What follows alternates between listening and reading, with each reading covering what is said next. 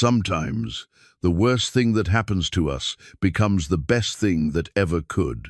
Sometimes, being taken from everything we know leads us to everything we never knew we needed. In 1882, Eliza Whitmore thought her life was over when her own family put her on the auction block like cattle. Jonas McGraw paid in gold dust and carried her to his mountain cabin with one demand: bear his sons or rot there until spring. She expected cruelty. She found a broken man who cooked her meals and gave her his own bed while he slept by the fire. She planned her escape every day. But as winter deepened, she discovered something that terrified her more than captivity. She was falling for her captor. The mountain man who stole her from the auction block was stealing something far more dangerous. He was stealing her heart. When spring came and the door stood unlocked, would she choose freedom or the man who showed her what love really meant? Before we jump back in, tell us where you're tuning in from, and if this story touches you, make sure you're subscribed, because tomorrow I've saved something extra special for you. The Montana Territory in the winter of 1882 was no place for the weak-hearted. When the wind howled down from the Rockies and the snow piled higher than a man's waist, even the hardiest souls questioned their decision to call this wilderness home. But Jonas McGraw had never been one to back down from a challenge, whether it came in the form of hostile weather or hostile men. His cabin sat nestled in a valley that most folks didn't even know existed, surrounded by towering pines that creaked and groaned under the weight of winter's burden. The nearest neighbor was 50 miles through treacherous mountain passes, and the closest town, Silver Bend, might as well have been on the moon when the snows came heavy. That isolation had been exactly what Jonas sought when he'd built this place with his own hands 5 years ago, back when solitude felt like salvation rather than punishment. The cabin itself was sturdy enough to weather any storm Mother Nature could throw at it. Built from massive pine logs that Jonas had felled and hewn himself, it featured thick walls that kept the cold at bay and a stone fireplace that could heat the single large room even on the coldest nights. A loft above provided sleeping quarters, accessible by a ladder Jonas had crafted from local birch. The floor was rough-hewn planks, worn smooth by years of boots and time, covered here and there with bear skins he'd taken during his early years in these mountains.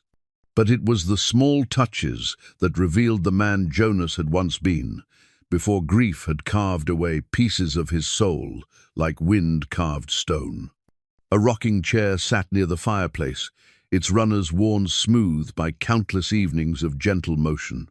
Books lined a shelf he'd built into one wall, volumes of poetry, philosophy, and scripture that spoke to a mind that craved more than just survival.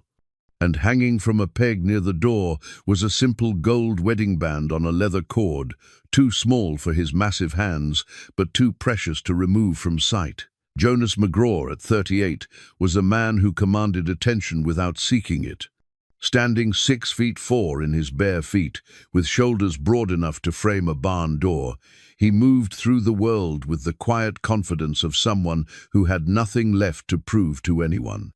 His dark hair, streaked with premature silver at the temples, was usually tied back with a strip of leather to keep it from his eyes during work. Those eyes were the color of winter storms, gray-blue and distant, as if they were always looking at something the rest of the world couldn't see. His hands told the story of his life better than words ever could. Scarred from axework and carpentry, calloused from years of hard labor, they were nevertheless capable of surprising gentleness. He could whittle a bird from a piece of pine so delicately it seemed ready to take flight, or coax music from an old harmonica with such tenderness that even the wind seemed to pause to listen. But those same hands had once worn a sheriff's badge, back when he'd believed in justice and the basic goodness of mankind. That was before Sarah, before the baby they'd lost, before the world had shown him that sometimes the good die young while the wicked prosper. The badge gathered dust in a drawer now, alongside other remnants of the man he'd been when hope still lived in his chest. 3 days ago, Jonas had ridden into Silver Bend for supplies and found himself witness to something that stirred emotions he'd thought long dead. The annual winter auction was in full swing, with folks trading livestock, tools, and goods to see them through until spring. But this year, something different was on the block, something that made Jonas's blood run cold and his fists clench at his sides. Eliza Whitmore stood on that platform like a queen facing execution, her chin raised in defiance, even as her hands trembled with cold and fear. At 26, she possessed the kind of beauty that men wrote poems about: golden hair that caught sunlight even on the greyest days, eyes the color of summer sky, and skin like fresh cream. But it was her bearing that truly set her apart. Despite the torn wedding dress that hung from her frame like tattered dignity, despite the circumstances that had brought her to this moment, she maintained a grace that spoke of good breeding and stronger will. The auctioneer's voice had carried across the crowd like a death knell. One runaway bride, guaranteed unspoiled, to settle the debts of Edmund Whitmore. What am I bid? Jonas had learned the story in bits and pieces from the whispered conversations around him. Eliza had fled from an arranged marriage to a man old enough to be her grandfather, a union designed to save her father's failing ranch and settle gambling debts that had grown beyond his ability to pay. When she'd run, taking only her mother's jewelry and the clothes on her back, her father had tracked her down and decided to recoup his losses, the only way he knew how, by selling her to the highest bidder. The crowd had been enthusiastic, their bids climbing as men considered what they might do with such a prize. But Jonas had seen something else in Eliza's eyes, a spark of fight that reminded him of a cornered wildcat, beautiful and dangerous in equal measure. When the bidding reached its peak and the auctioneer prepared to bring down his gavel, Jonas had stepped forward. 500 in gold dust, he'd called out, his voice cutting through the winter air like an axe through kindling. The crowd had fallen silent. 500 was more money than most of these men saw in 2 years, enough to buy a small ranch or start a new life somewhere else. The auctioneer's eyes had widened, and he'd looked around desperately for another bid, but no one else spoke. Sold to Mr. McGraw. Jonas had walked to the platform, ignoring the whispers and stares, and looked up at Eliza. For a moment, their eyes had met, and he'd seen something flicker in her gaze, fear, yes, but also curiosity. She'd heard the stories about Jonas McGraw, the hermit who lived alone in the mountains, the man they called Iron Hand for his reputation with both fists and firearms. But she'd also seen something in his face that the other bidders lacked, a sadness that matched her own, a recognition of pain that created an odd sort of kinship. He'd lifted her down from the platform as gently as he would handle a wounded bird, then led her to his horse without a word. The ride to his cabin had taken most of the day, through snow-covered trails that would have challenged an experienced mountain man, let alone a woman in a torn wedding dress. But Eliza had endured it without complaint, clinging to Jonas's back as his horse picked its way through the treacherous terrain. Now, as Jonas stoked the fire and prepared their simple evening meal, he found himself stealing glances at the woman who sat in his rocking chair, wrapped in one of his heavy wool blankets. She'd been in his cabin for 3 days, and in that time, he'd barely heard her speak more than a few words. She accepted the food he offered, slept in the loft he'd given her, and watched him with those careful blue eyes that seemed to catalogue his every movement. He'd expected her to fight him, to rage against her circumstances, or demand to be taken back to town. Instead, she observed and waited, as if she were trying to solve a puzzle he represented. It unnerved him more than anger would have. "The stew's ready," Jonas said, ladling the venison and vegetable mixture into 2 wooden bowls. He'd become a fair cook out of necessity, learning to make the most of preserved meat and root vegetables that could last through the harsh winters. Eliza accepted her bowl with a quiet, "Thank you," her fingers brushing his for just a moment as she took it from his hands. The contact sent an unexpected jolt through Jonas, the first time he'd felt anything resembling desire since Sarah's death. He pulled his hand back, as if he'd been burned, and retreated to the opposite side of the room to eat his own meal. The silence stretched between them, broken only by the crackling of the fire and the wind outside the cabin walls. Jonas found himself remembering other winter evenings, when Sarah's gentle chatter had filled these silences, when her laughter had made even the longest nights feel short. The gold ring around his neck seemed to grow heavier with each passing moment. "Your wife," Eliza said suddenly, her voice soft but clear. "How long has she been gone?" Jonas nearly choked on his stew. In 3 days, this was the first personal question she'd asked him, and it cut straight to the heart of his deepest wound. 2 years, he managed, setting down his bowl. 2 years this spring. Eliza nodded, as if this confirmed something she'd already suspected. "I could tell by the way you move through this space, like you're walking around a ghost." Her observation was so accurate it took his breath away. That was exactly how he felt, like Sarah's presence still filled the corners of the cabin, still whispered in the wind that rattled the windows, still watched him from the shadows of memory. "She died in childbirth," Jonas found himself saying, the words coming out before he could stop them. "The baby, too. A little girl. We were going to name her Hope." The irony of that name wasn't lost on either of them. Hope had died with Sarah, leaving Jonas alone in a cabin that had been built for a family that would never be. Eliza was quiet for a long moment, studying his face in the flickering firelight. When she finally spoke, her voice carried a gentleness he hadn't expected. "I'm sorry for your loss, and I'm sorry that my presence here must be a painful reminder." Jonas looked at her then, really looked, and saw not just the beautiful woman who'd been sold like livestock, but a person who understood loss in her own way. She'd lost her freedom, her future, her chance to choose her own path.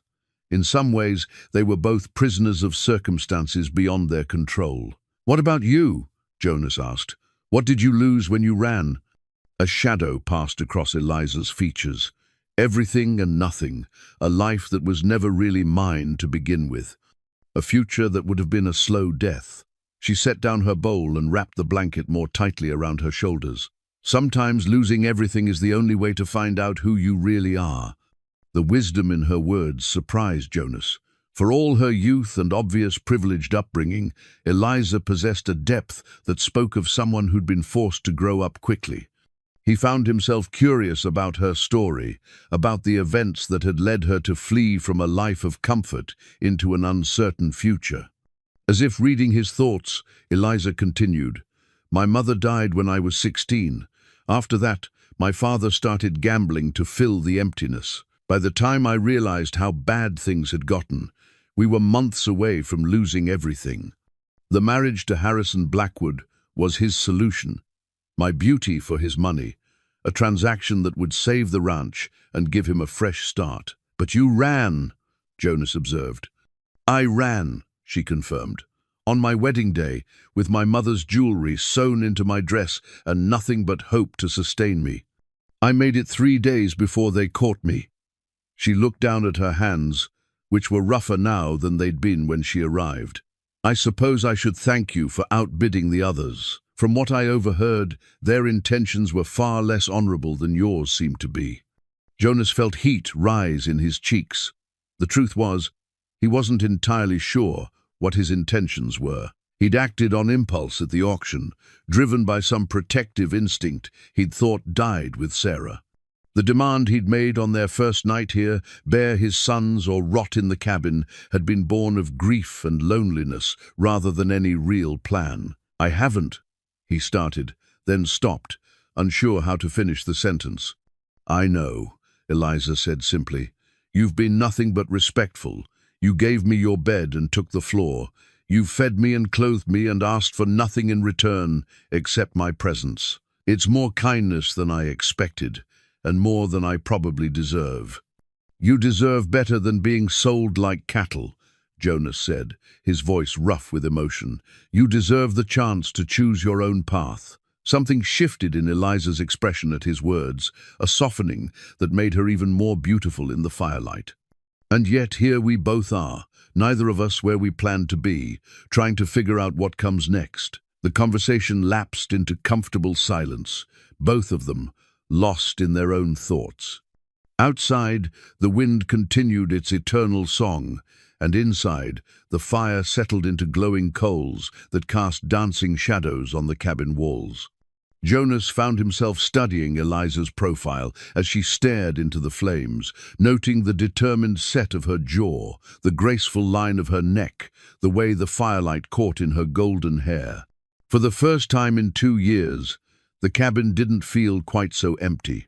For the first time since Sarah's death, Jonas allowed himself to wonder what the future might hold beyond simple survival. And for reasons he couldn't quite name, the gold ring around his neck felt less like a chain and more like a reminder that hearts, once broken, might somehow learn to beat again. The torn wedding dress lay spread across the cabin floor like fallen snow, its once pristine white silk now stained with mud, blood, and the harsh realities of a world that had never cared about preserving its beauty. Eliza stared down at the remnants of her former life, her fingers tracing the delicate beadwork her mother had sewn by hand during the long winter months before her death. It had been a week since Jonas brought her to the cabin, and the dress had become more than just clothing. It was a symbol of everything she'd tried to escape and everything she'd lost in the process. The elegant gown had been meant for a wedding that would have been her prison, but now its destruction marked something else entirely. Her first real attempt at freedom, and the moment everything changed between her and the mountain man who'd claimed her. The morning had dawned clear and deceptively warm, with the kind of false spring sunshine that could fool a person into thinking winter had loosened its grip on the mountains. Eliza had watched Jonas prepare for his weekly hunt, checking his rifle and packing supplies into his worn leather satchel. He'd been gone before on shorter trips, checking his trap lines or gathering firewood, but this would be his longest absence yet. 3 days, he'd told her, maybe 4 if the game proved elusive. "There's enough firewood stacked to last you a week," he'd said, his voice carrying that careful formality he maintained whenever discussing practical matters. "Salt pork and beans in the larder, coffee beans in the tin. Don't go outside alone, the snow might look solid, but there are places where you could fall through and not be found until spring."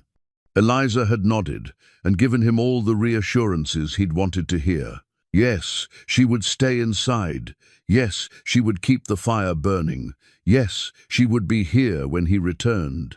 But even as she spoke the words, her mind was already calculating distances and planning her route back to civilization.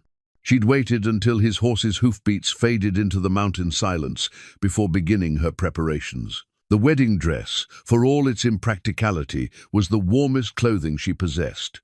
She'd layered Jonas's spare wool shirt underneath, rolled up the sleeves, and tied the trailing skirts into knots that would keep them from tangling in the underbrush. The boots Jonas had found for her were too large, but extra socks and determination would have to make up the difference. The journey started well enough. The sun was bright, the air crisp but not bitter, and the snow crunched satisfyingly under her feet as she followed what she hoped was the trail back towards Silver Bend. For the first hour, Eliza felt a surge of optimism that carried her forward with steady determination. She was finally taking control of her own destiny, finally choosing her own path, rather than accepting what others decided for her. But the mountains had their own plans for Miss Eliza Whitmore. The weather turned with the vicious suddenness that only high country could deliver. One moment she was walking under blue skies, and the next, the wind was howling down from the peaks like the breath of some angry god. Snow began falling in thick, heavy flakes that quickly obscured the trail and made navigation nearly impossible. Eliza pressed on, driven by stubbornness and the fear of what returning to the cabin might mean.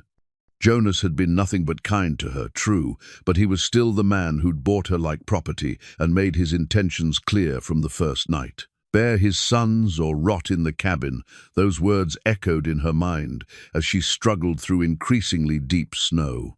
When the blizzard hit in earnest, Eliza realized she'd made a terrible mistake. The wind-driven snow stung her face like tiny needles. and the cold seemed to seep through her layered clothing as if it weren't there at all. Her feet, already numb in the oversized boots, began to stumble over hidden rocks and fallen branches. The elegant beadwork on her wedding dress caught on thorny bushes, tearing away pieces of her past with each snag. She'd been walking for hours when she admitted to herself that she was lost. The trail, if it had ever really been a trail, had vanished under the blowing snow. Every direction looked the same, an endless expanse of white, broken only by the dark shapes of pine trees that seemed to mock her with their ability to weather any storm. Panic began to set in as the temperature continued to drop and darkness started to fall. Eliza's hands were so cold she could barely feel them, and her feet had progressed beyond numbness to a dangerous absence of sensation altogether. She knew enough about mountain winters to understand what that meant. Frostbite was setting in, and if she didn't find shelter soon, she would lose more than just her toes. That's when she saw the light. At first, she thought it was a hallucination brought on by cold and desperation, a warm, golden glow flickering through the storm like a beacon of hope. But as she stumbled toward it, fighting through snow that was now up to her thighs, the light grew stronger and more real. It was coming from the windows of Jonas's cabin, and the sight of it brought tears to her eyes that froze on her cheeks before they could fall. She never made it to the door. The combination of exhaustion, cold, and relief proved too much for her abused body. Eliza collapsed in the snow just 20 yards from safety, her wedding dress spread around her like a broken promise. The last thing she remembered was the sound of the cabin door slamming open and Jonas's voice calling her name through the storm. When she woke, she was naked under a pile of furs in front of the blazing fireplace, her body alternately burning and shivering as Jonas worked to restore her circulation. He'd stripped away her wet clothes and was methodically massaging her hands and feet, his touch clinical but gentle as he fought to bring the blood back to her extremities. "Don't try to talk," he said when he saw her eyes open. "You need to let your body warm up slowly. You came damn close to losing your toes to frostbite." Eliza wanted to say something, to apologize, to explain, to thank him, but her throat felt raw from breathing the frigid air, and her teeth were chattering too violently to form words. Instead, she lay there and let him work, watching his face in the firelight as he concentrated on saving the feet of the woman who'd tried to run away from him. There was no anger in his expression, no triumph at her failure, no satisfaction at having been proven right about the dangers of the mountain winter. Instead, she saw something that surprised her, relief so profound it was almost painful to witness. This was not the face of a man who'd been inconvenienced by a runaway captive. This was the face of a man who'd been terrified of losing something precious. "I thought you were dead," Jonas said quietly, his voice barely audible over the crackling fire. "When I came back and found you gone, when I saw the storm coming in, I thought I'd lost you before I ever really had you." The admission hung between them like smoke, revealing more than either of them was prepared to acknowledge. Eliza felt something shift inside her chest, a crack in the wall she'd built around her heart since arriving at the cabin. This man had risked his own life to search for her in a blizzard. He'd spent hours working to save her from the consequences of her own foolish decision. And now he was admitting that her loss would have meant something to him beyond the simple failure of a business transaction. "Why?" she managed to whisper, her voice hoarse but audible. Jonas stopped his ministrations and looked directly into her eyes. "Because somewhere in the last week, you stopped being the woman I bought and started being the woman I—" He stopped himself, shaking his head as if he'd said too much. "The woman you what?" Eliza pressed, ignoring the way her voice cracked on the words. For a long moment, Jonas didn't answer. He returned his attention to her feet, working his thumbs along her arches as feeling slowly returned to her toes. When he finally spoke, his words were so quiet she had to strain to hear them. "The woman I've started to care about." The simple honesty of his admission hit Eliza like a physical blow. She'd expected many things from this man: dominance, cruelty, indifference, but never this kind of vulnerable truth. Jonas McGraw, the mountain hermit who'd bought her like property, was confessing that she'd somehow worked her way past his defenses and into his guarded heart. "I scared you," she said, "and it wasn't a question. Terrified me," he confirmed. "When I found your tracks leading away from the cabin, when I realized what you'd tried to do, it was like losing Sarah all over again. The helplessness, the fear, the knowledge that I might be too late to save someone Again, he stopped himself before finishing the thought. But Eliza had heard enough to understand what he wasn't saying. In the space of a week, while she'd been planning her escape and thinking of him as her captor, Jonas had been falling in love with her. The realization was both terrifying and oddly thrilling. She'd spent so many years being seen as a commodity, a beautiful daughter to be married off for financial gain, a runaway bride to be sold to the highest bidder, that the idea of being genuinely cherished for herself was almost incomprehensible. "I'm sorry," she whispered, and meant it. "I didn't think about what it would do to you. I just knew I had to try." Jonas nodded, his hands never stopping their gentle work. "I understand why you ran. I do. I bought you like you were livestock, brought you here against your will, made demands without asking what you wanted. If I were in your position, I would have done the same thing." The acknowledgement of her autonomy, of her right to choose her own path, was something Eliza had never heard from any man in her life. Her father had made decisions for her based on financial necessity. Her intended husband had seen her as a prize to be won and possessed. But Jonas was admitting that her feelings and desires mattered, even when they conflicted with his own wants. "What happens now?" she asked. Jonas was quiet for so long that Eliza began to think he wouldn't answer. When he finally spoke, his words carried a weight that made her heart race. "Now you make a choice, a real choice, not one forced on you by circumstances or other people's debts." He looked up from her feet and met her eyes directly. "When spring comes and the pass is clear, I'll take you wherever you want to go. Back to town, to the railroad, to anywhere you can start over, with a clean slate. I'll give you money enough to make a new life, and I'll never bother you again."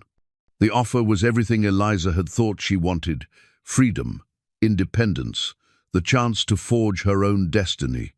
But hearing it spoken aloud, she felt an unexpected pang of loss at the thought of leaving this cabin, this mountain, this complicated man who'd somehow become more than just her captor. "And if I choose to stay?" she asked, surprised by her own boldness. Jonas's hands stilled on her feet, and she saw something flicker in his storm-grey eyes: hope, carefully controlled but unmistakably present. "If you choose to stay," he said slowly, "it would be as my wife in truth, not just in name, as my partner, not my property, as the woman I love, not the woman I bought." The word love hung in the air between them like a bridge, fragile, uncertain, but undeniably real. Eliza felt tears prick her eyes as she realized that for the first time in her life, someone was offering her a choice based on love rather than obligation, desire rather than duty. "I don't have to decide tonight, do I?" she asked. Jonas smiled then, the first real smile she'd seen from him since arriving at the cabin. It transformed his entire face, replacing the stern mountain man with someone younger, warmer, infinitely more appealing. "You have until spring," he said, "and I promise you, whatever you decide, I'll respect your choice." As Eliza drifted back to sleep under the warm furs, her body finally recovering from its ordeal, she found herself thinking not about the freedom that awaited her in the outside world, but about the man who'd just offered her something far more precious: the freedom to choose love on her own terms. The hand-carved wooden comb lay nestled in Eliza's palm like a delicate bird, its smooth surface warm from Jonas's careful attention to every curve and detail. Each tooth had been individually shaped and sanded until it felt like silk against her fingertips, and the handle bore an intricate pattern of vines and small flowers that must have taken hours to complete. "When did you make this?" she asked, her voice soft with wonder as she examined the exquisite craftsmanship. Jonas's cheeks reddened slightly as he stirred the morning's porridge. Evenings, mostly, while you were sleeping. He glanced at her briefly before returning his attention to the pot. Your hair was getting tangled, something fierce, and I thought you might appreciate something better than trying to work through it with your fingers. It had been 2 weeks since Eliza's failed escape attempt, and in that time, the dynamic between them had shifted in ways both subtle and profound. The brutal honesty of their conversation by the fireplace had cleared the air of pretense, leaving behind something more genuine and infinitely more complicated. Jonas no longer watched her with the careful distance of a man guarding his property. Instead, his attention carried the tender concern of someone who genuinely cared about her comfort and happiness. The change showed itself in countless small ways. He'd taken to brewing her coffee exactly the way she preferred it, strong but not bitter, with just a touch of honey from his carefully hoarded supply. He'd moved his spare blankets to create a more comfortable seating area near the fire, arranging them so she could sit and read without straining her back against the hard cabin walls. Most telling of all, he'd stopped sleeping on the floor by the fire and had built himself a simple bed frame in the cabin's far corner, giving them both the privacy and dignity that marked the difference between captor and captive, and between two adults choosing to share a space. But it was the comb that truly revealed the depth of his attention to her needs. Eliza's hair, once her pride and joy, had become a source of daily frustration in the primitive conditions of the cabin. Without her lady's maid, without proper brushes and pomades, the golden waves had devolved into an increasingly tangled mess that defied her attempts to maintain any semblance of order.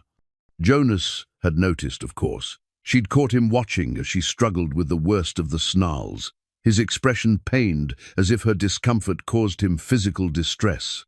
But rather than simply commenting or offering to help, he'd done something far more meaningful. He'd spent his evening hours creating a solution with his own hands. "It's beautiful," Eliza said, and meant it.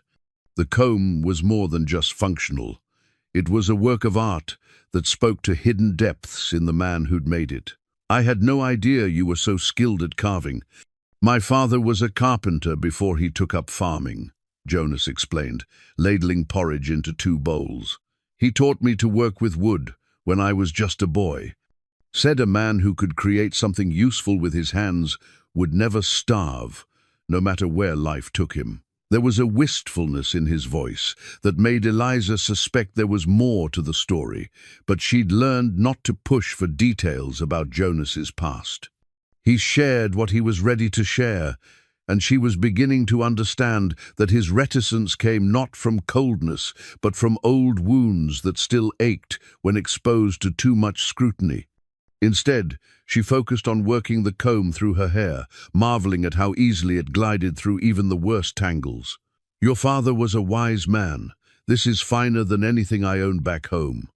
The comparison to her previous life was deliberate, and she saw Jonas register it with a slight tightening around his eyes.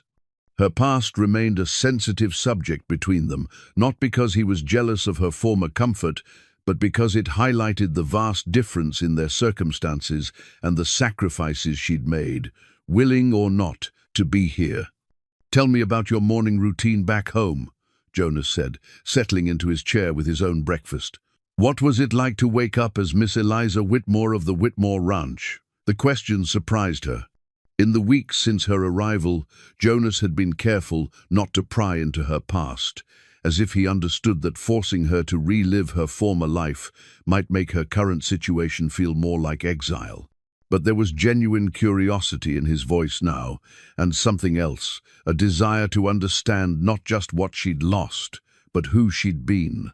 Before circumstances brought her to his cabin, Eliza considered her answer as she continued working with the comb. "I woke up in a 4-poster bed with linen sheets that were changed every other day by a housekeeper who'd worked for my family since before I was born. Maria would bring me coffee and sweet rolls while I planned my day, which usually consisted of managing the household accounts, overseeing the kitchen garden, and trying to stay out of my father's way when he was drinking. She paused, surprised by the bitterness that had crept into her voice. It was easier now, with distance and perspective, to see how constrained her supposedly privileged life had really been. "It sounds lonely," Jonas observed quietly. "It was," Eliza admitted, "especially after Mother died.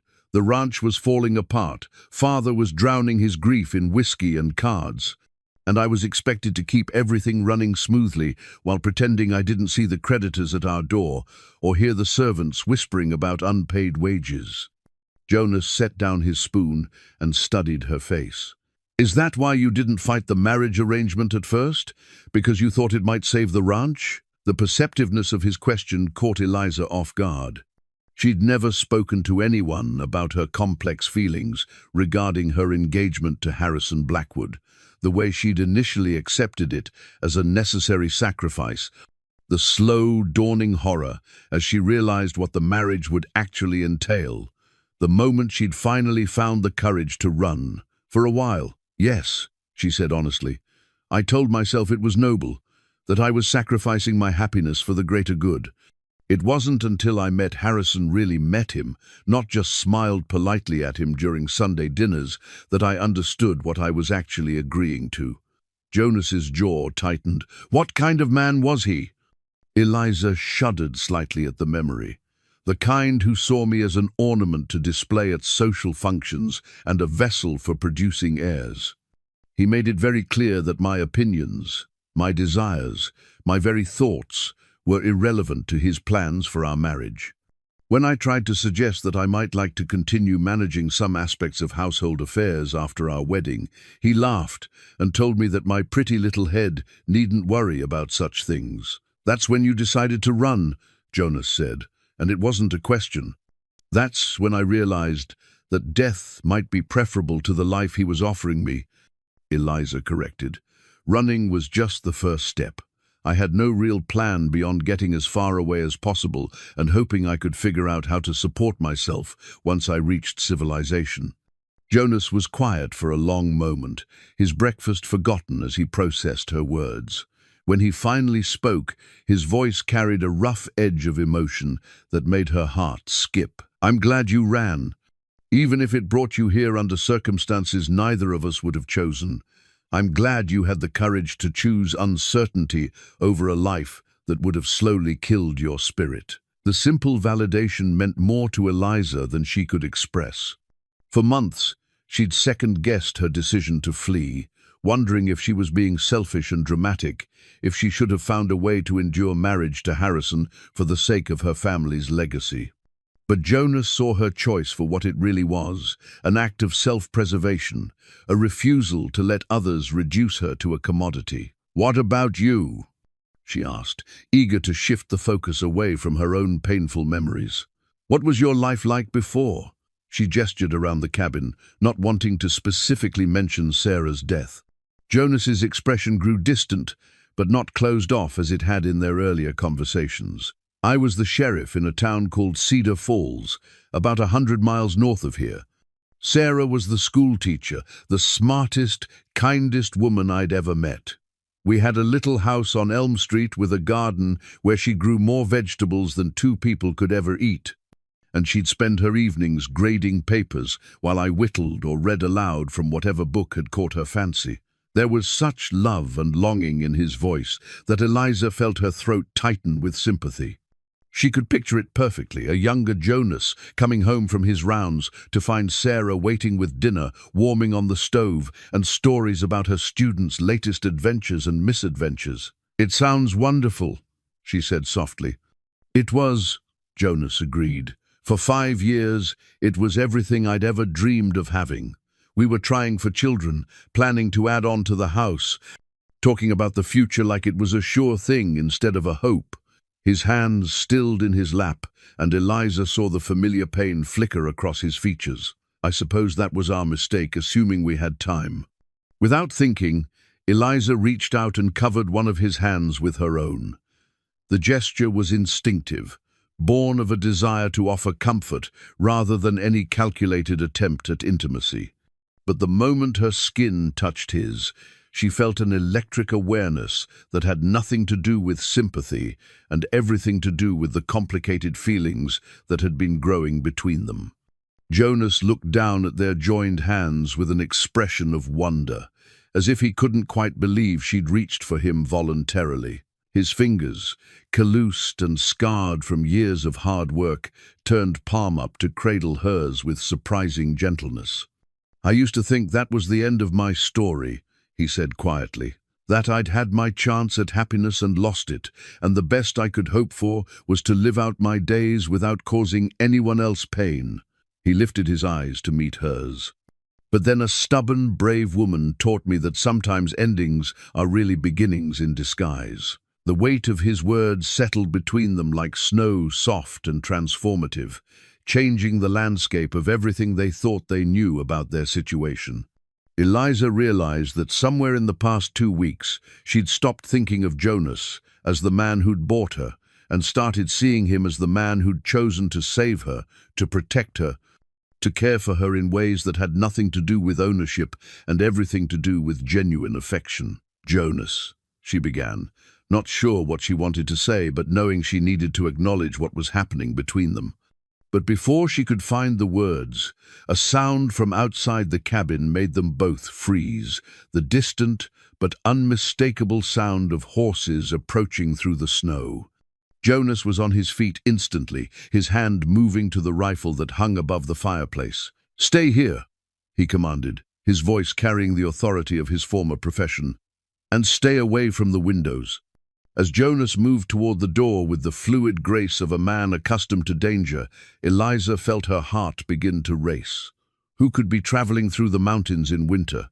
What did they want?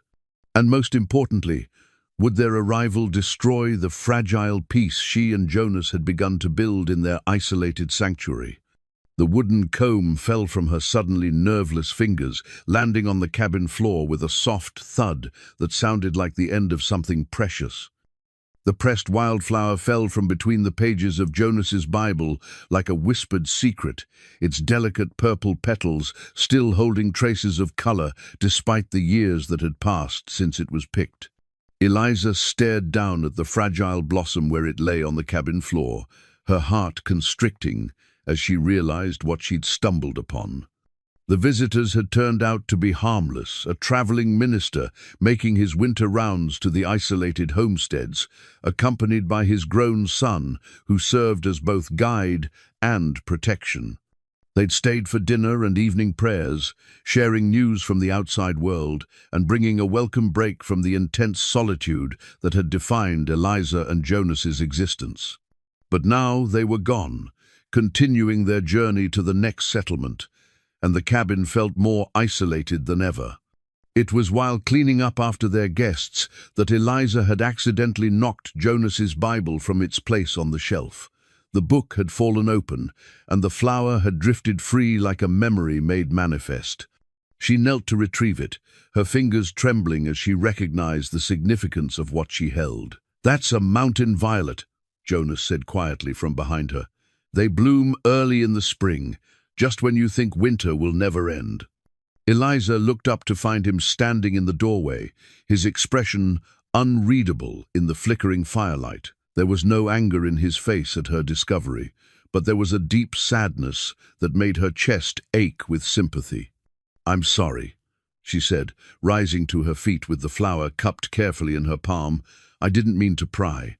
The Bible fell, and this just—" "It's all right," Jonas interrupted gently. "I pressed that flower on our wedding day. Sarah picked it from the hillside behind the church while we were having our photograph taken." He moved closer, his eyes fixed on the delicate purple petals. "She said it was the most beautiful thing she'd ever seen, and I told her she was wrong, that she was the most beautiful thing I'd ever seen." The story hit Eliza like a physical blow, not because of its content, but because of the raw love that still colored Jonas's voice when he spoke of his dead wife. She'd been living in this cabin for weeks now, sleeping under the same roof as this man, sharing meals and conversations and small intimacies, all while competing with a ghost she could never hope to defeat. "She must have been extraordinary," Eliza managed, her voice barely above a whisper. She was, Jonas agreed, taking the flower from Eliza's hand with reverence that bordered on worship. Sarah had this way of seeing beauty in everything, in a child's crooked smile, in the way morning light fell across a dusty schoolroom floor, in an old man's hands as he carved a toy for his grandson. She made the ordinary world feel magical just by being part of it. Eliza watched as Jonas carefully placed the flower back between the pages of his Bible, marking what she now realized was the passage from Corinthians about love being patient and kind. The irony wasn't lost on her. Here she was, developing feelings for a man whose heart still belonged entirely to a woman who'd been dead for 2 years. "You still love her," she said, and it wasn't a question. Jonas looked at her with something like surprise, as if he'd expected her to already understand this fundamental truth about his nature. "I'll love Sarah until the day I die. She was my first love, my wife, the mother of the child we lost. That doesn't just disappear because she's gone." The honesty of his words was both admirable and heartbreaking.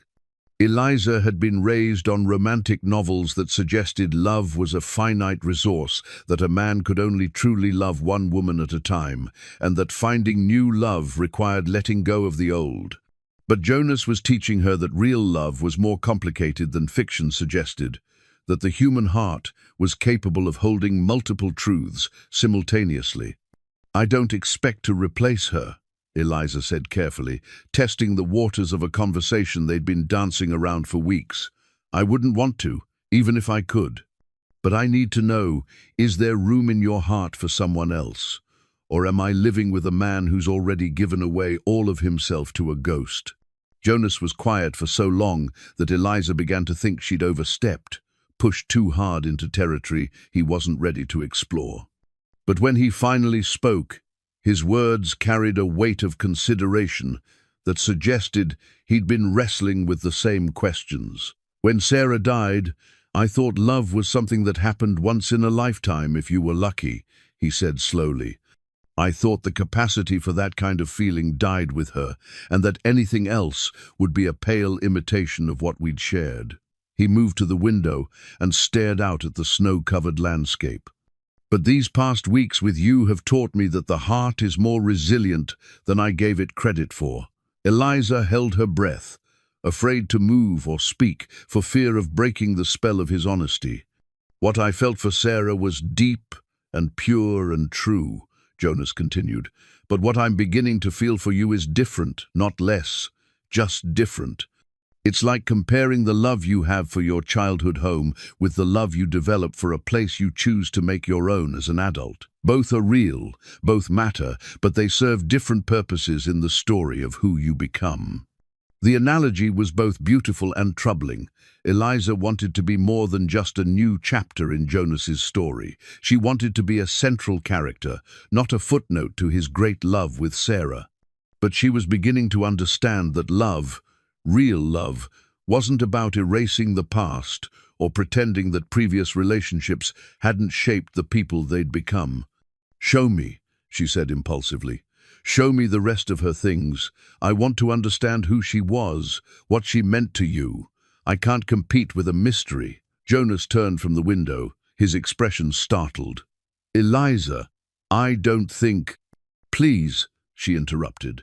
"I've been living in this cabin for weeks, surrounded by reminders of a woman I've never met, but who influences every interaction we have. I need to know who Sarah was as a person, not just as your perfect, departed angel."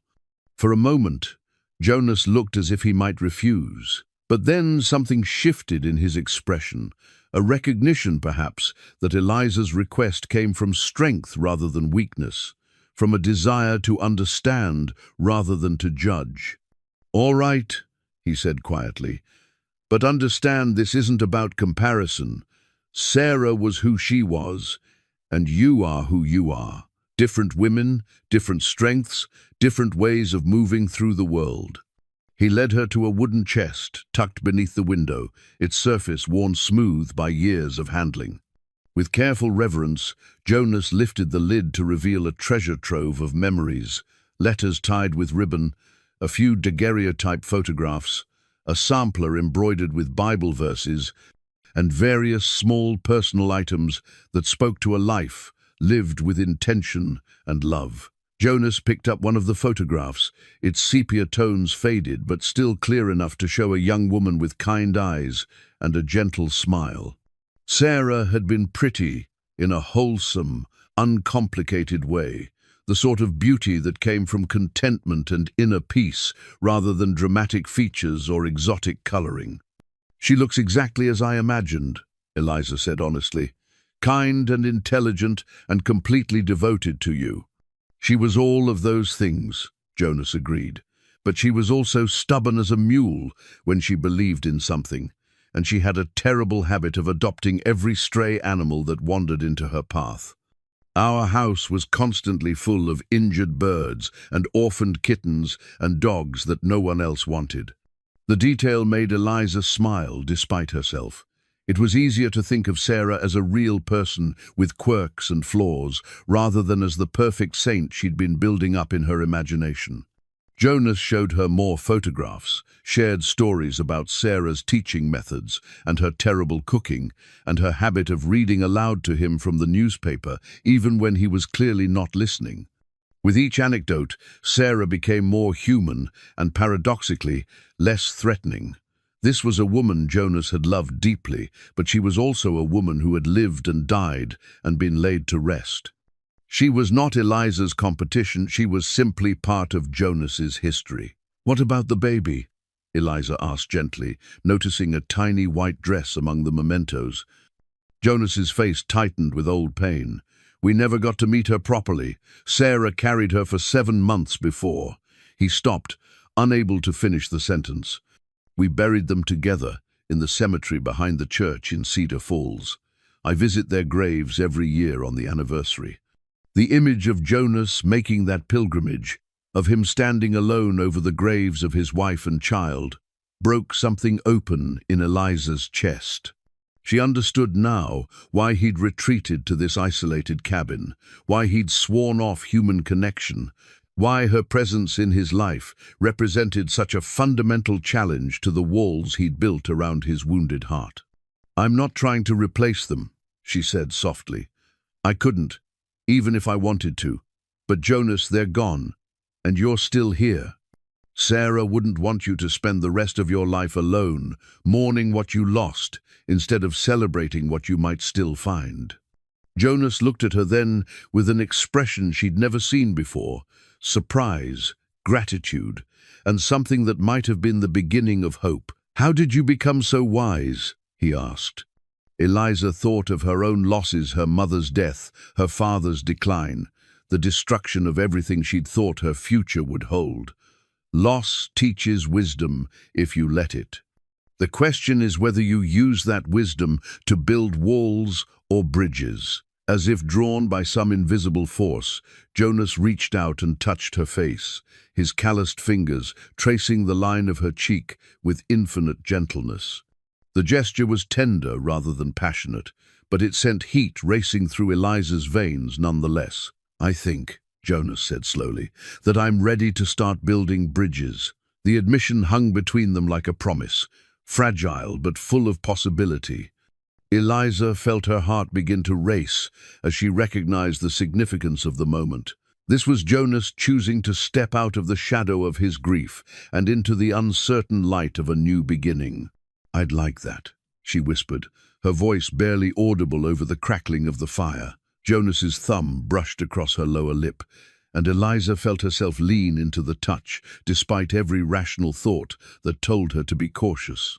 This man had brought her to his isolated cabin, made demands that should have terrified her. But somewhere in the past weeks, he'd also shown her kindness, respect, and a depth of feeling that had nothing to do with ownership and everything to do with genuine care. "Eliza," he said, her name like a prayer on his lips. She knew he was asking permission, seeking confirmation that she wanted this as much as he did. The answer was complicated, bound up in questions of choice and circumstance, of genuine feeling versus Stockholm Syndrome, of what it meant to find love in a situation that had begun with such fundamental inequality. But looking into Jonas's storm-grey eyes, seeing the vulnerability and hope he was offering her, Eliza realized that sometimes the heart made decisions that the mind couldn't fully explain or justify. "Yes," she breathed, and it was answer enough. When Jonas kissed her, it was with the reverence of a man who'd thought he'd never have the chance to hold another woman again. His lips were soft, despite their rough exterior, and he tasted of coffee and mountain air, and something indefinably masculine that made Eliza's knees weak. The kiss was gentle, questioning, full of the careful restraint of a man who wanted to take nothing that wasn't freely given. But Eliza had spent too many years having her choices made for her by others. This kiss, this moment was hers to claim. She wound her arms around Jonas's neck and kissed him back with all the passion and longing that had been building between them since that first honest conversation by the fireplace. When they finally broke apart, both breathing hard, Jonas rested his forehead against hers and closed his eyes. "This changes things," he said quietly. "Yes," Eliza agreed, "it does." They stood there in the golden glow of the firelight, surrounded by the relics of Jonas's past, but looking toward a future that neither of them had planned, but both were beginning to want. Outside, the wind continued its eternal song through the pines, and the snow fell steadily, sealing them in their mountain sanctuary, where anything seemed possible and love could grow in the most unlikely soil.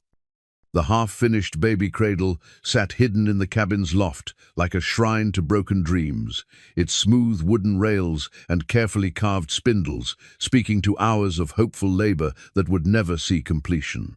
Eliza discovered it by accident while searching for extra blankets during a particularly cold snap, her hands freezing mid-reach as she realized what she was looking at. The craftsmanship was exquisite, even in its unfinished state. Jonas had carved delicate roses along the headboard, their petals so realistic they seemed ready to unfurl at any moment. The wood itself had been selected with obvious care, pale birch that would have glowed like moonlight once properly finished and polished. It was the kind of cradle that spoke of deep love and infinite patience, crafted by a man who'd believed his child would sleep safely within its embrace.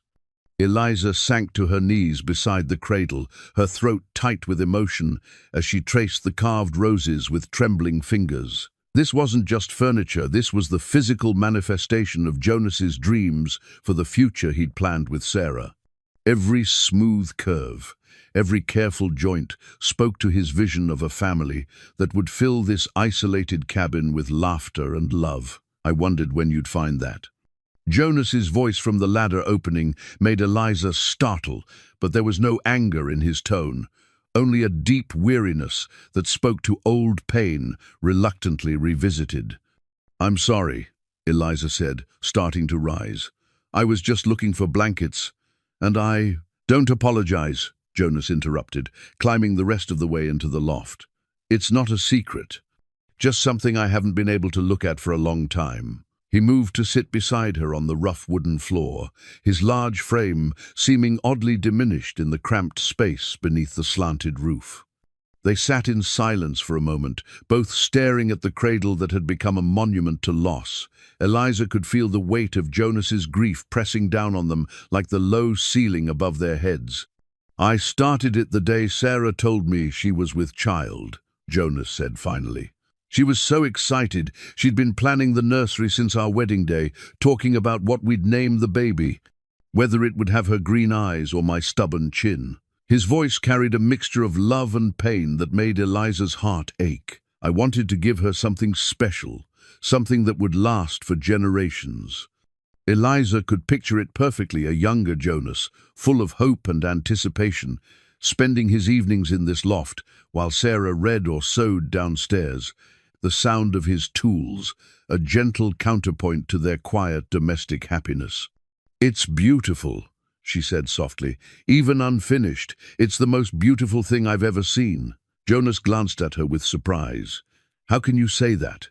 It's just a reminder of everything I couldn't protect, everything I failed to save." The self-recrimination in his voice broke Eliza's heart. She turned to face him fully, her hands reaching out to cover his, where they rested on his knees. "It's not a reminder of failure," she said firmly. "It's proof of love. Every hour you spent working on this, every careful detail you carved, that was love made manifest. The fact that tragedy struck doesn't diminish the love that created this cradle.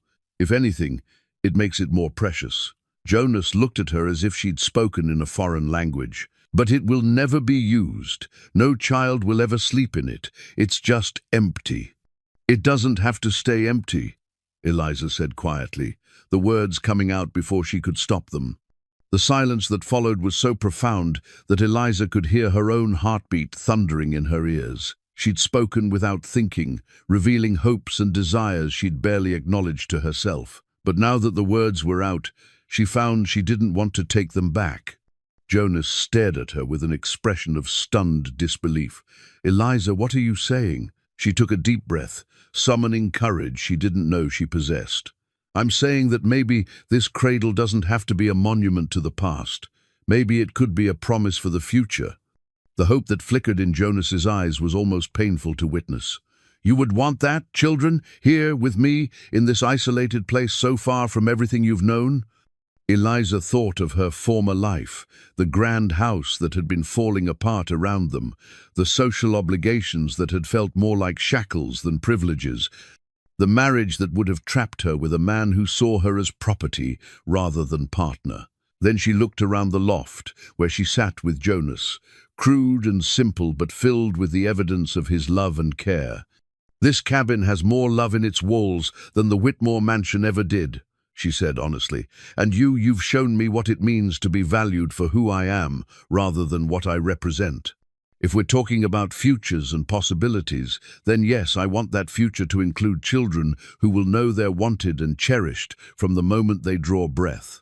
Jonas's hands turned palm up beneath hers, his fingers intertwining with her own, as if he were afraid she might disappear if he didn't hold on tight enough. "I used to dream about teaching a son to hunt and fish, about Sarah teaching a daughter to read and write," he admitted. "After they died, I convinced myself those dreams were selfish, that I didn't deserve another chance at the happiness I'd failed to protect." "Dreams aren't selfish," Eliza said. "They're hope-wearing work clothes. And you didn't fail, Sarah, and your daughter tragedy isn't a failure, it's just tragedy. But choosing to live in that tragedy forever, refusing to believe you deserve love and family and joy, that would be a failure." The wisdom in her own words surprised Eliza. She was 26 years old, unmarried, and until recently had been living the constrained life of a spinster daughter managing a failing ranch. But loss had indeed taught her wisdom, and heartbreak had given her insight into the difference between existing and living. "When spring comes," Jonas said slowly, "and the path is clear, and you have to make your choice about staying or going, this changes that decision, doesn't it? Knowing that I want not just you, but a life with you, a family." Eliza nodded, feeling the weight of responsibility settle on her shoulders like a familiar cloak. The choice she'd thought was simply between freedom and affection had become something much more complex. A choice between the independence she'd fought for and the family she'd never allowed herself to dream of having. "It changes everything," she agreed, "because now I'm not just choosing whether to stay with you. I'm choosing whether to build something entirely new, a life that belongs to both of us, not to the people we were before we found each other." Jonas lifted their joined hands and pressed his lips to her knuckles, the gesture both tender and reverent. "I want to finish this cradle," he said quietly, "not as a shrine to the past, but as an act of faith in the future. Will you help me?" The question carried layers of meaning that went far beyond carpentry. He was asking her to commit to the dream they were building together, to take an active role in creating the life they might share. It was a request for partnership in its truest sense, not just romantic love, but the practical, daily work of building a future together. "Yes," Eliza said, her voice steady despite the magnitude of what she was agreeing to. "I'd be honored to help you finish it." They spent the rest of the afternoon in the loft, with Jonas explaining his plans for the cradle's completion, while Eliza offered suggestions and asked questions that revealed her genuine interest in the project. As they worked together to sand the existing pieces and plan the final details, Eliza felt something shift between them, a deepening of their connection that went beyond physical attraction or emotional support. This was partnership in its most fundamental form, two people working together to create something beautiful and meaningful, something that would outlast them both and serve as testament to the love they'd discovered in the most unlikely circumstances. When they finally climbed down from the loft as darkness began to fall, Eliza felt as if she were descending into a different life than the one she'd left that morning. The woman who'd been searching for extra blankets had been someone still trying to decide what her future might hold. The woman who now helped Jonas prepare their evening meal was someone who'd found her answer in a half-finished cradle and a man brave enough to dream again. As they sat down to eat by the light of the fire, Jonas reached across the table and took her hand. "Thank you," he said simply. "For what?" "For helping me remember that endings can also be beginnings, for seeing possibility where I saw only loss, for being brave enough to choose love even when it comes with no guarantees." Eliza squeezed his hand, feeling the calluses and scars that told the story of his life, thinking about the cradle that waited above them for completion and the future that stretched ahead like an uncharted territory full of promise and uncertainty. "Thank you for showing me what it means to be chosen," she replied. "Not bought, not bartered, not trapped by circumstances, but chosen by someone who sees me clearly and loves me anyway." Outside, the wind howled through the pines with the voice of winter's ending, and inside, two people who'd found each other in the most unlikely way began to plan for spring. Eliza's hidden journal lay concealed beneath a loose floorboard near her bed, its pages torn from one of Jonas's books and carefully sewn together with thread she'd unraveled from her torn wedding dress. Each entry was written by candlelight after Jonas had fallen asleep. Her thoughts and feelings poured onto the makeshift pages like confessions to a priest who could offer no absolution. March 15th, 1882. I have been Jonas's captive for 6 weeks now, and I find myself questioning everything I thought I knew about freedom, choice, and what it means to be truly cared for.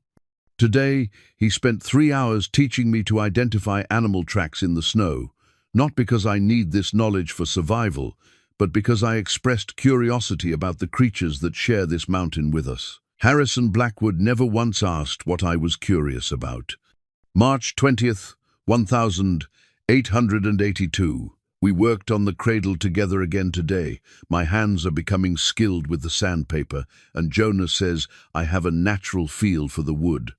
When I told him this was the first time anyone had ever praised my hands for creating something rather than for how they looked in gloves, he kissed each of my fingertips and said they were the most beautiful hands he'd ever seen because they belonged to me. I cried then, and he held me without asking why. He is teaching me that love notices everything and judges nothing. March 25th, 1882. A strange thing happened today. I realized I had stopped thinking about escape, not because I am resigned to captivity, but because I no longer feel captive. Jonas asks my opinion on everything: what we should have for dinner, how to arrange the furniture, whether we need more firewood. He has never once commanded me to do anything. Instead, he suggests, requests, or simply does things himself if I seem uninterested. I am beginning to understand that true freedom is not the absence of obligations, but the presence of choice in how we meet them. The journal had become Eliza's confidant and conscience, the place where she could examine her evolving feelings without fear of judgment or misunderstanding. But today, as she wrote by the flickering light of a tallow candle, she was interrupted by the sound of horses approaching through the melting snow. Eliza quickly hid the journal and moved to the window, her heart racing as she saw 3 riders approaching the cabin. Jonas was outside splitting wood, and she watched him straighten at the sound of hoofbeats, his hand moving instinctively toward the axe handle as if it were a weapon. The lead rider was a grizzled man in his 50s, with the weathered face of someone who'd spent his life outdoors. Behind him rode two younger men who had the eager, slightly desperate look of men seeking opportunity wherever they could find it. All three were armed, and their horses were loaded with supplies that suggested they'd been traveling for some time. "McGraw!" the lead rider called out, as he brought his horse to a stop just outside the cabin's clearing. "Name's Bill Crawford.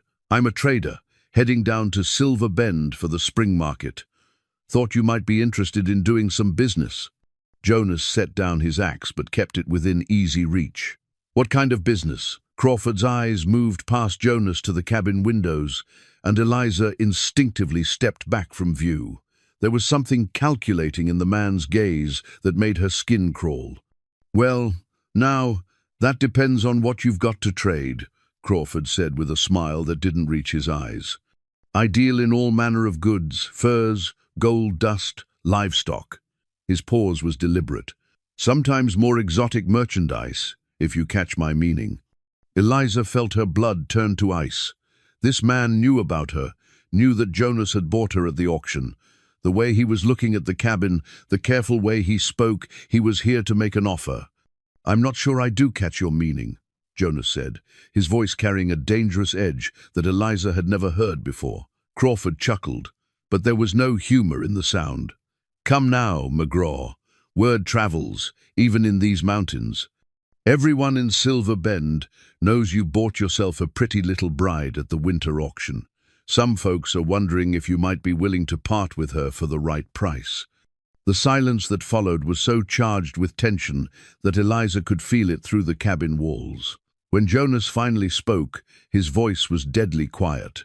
"And what folks would those be?" "Well now, that's interesting you should ask," Crawford said, leaning forward in his saddle. "Seems the lady's former intended is mighty keen to get her back. Harrison Blackwood's offering a substantial reward for her safe return, no questions asked about how she's been treated in the meantime." Eliza's hands flew to her mouth to stifle the gasp that threatened to escape. Harrison had found her.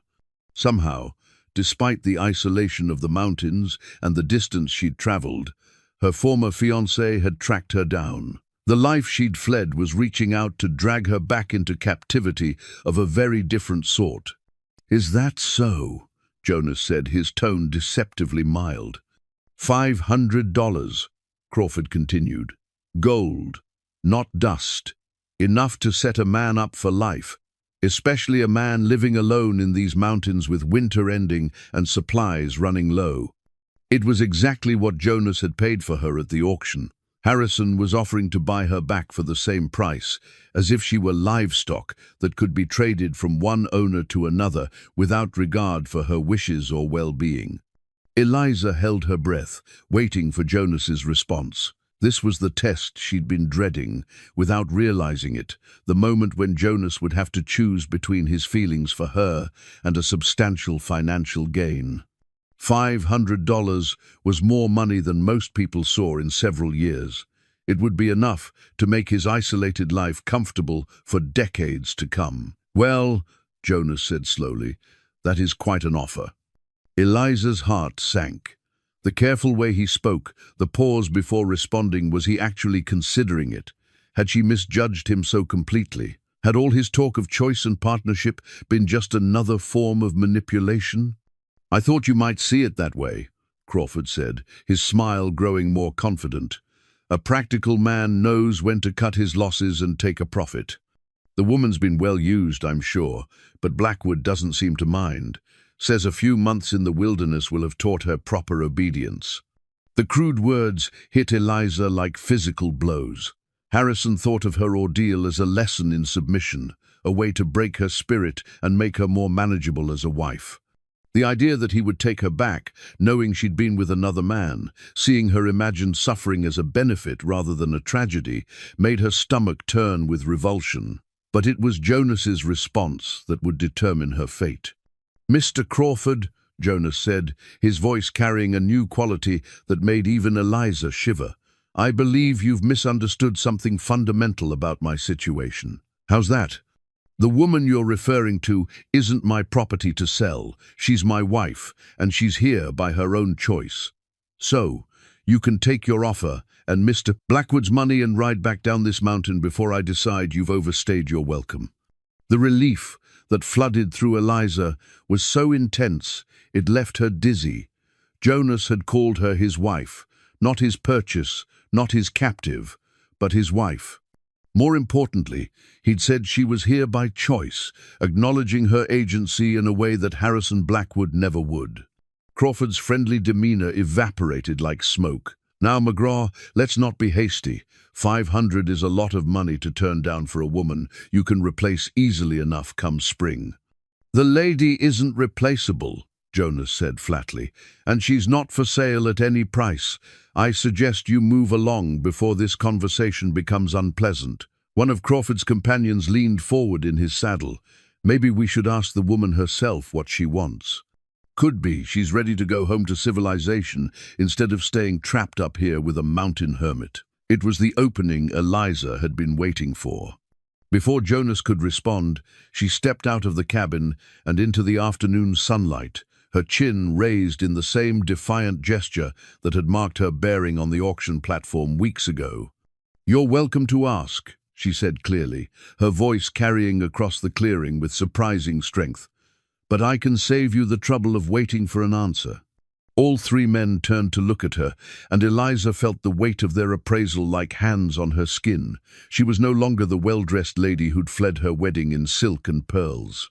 Her hair was simply braided, her dress was one of Jonas's shirts belted at the waist, and her hands showed the evidence of honest work. But she'd never felt more beautiful or more powerful than she did in this moment. "I am exactly where I choose to be," she continued, moving to stand beside Jonas, "with the man I choose to be with, Mr.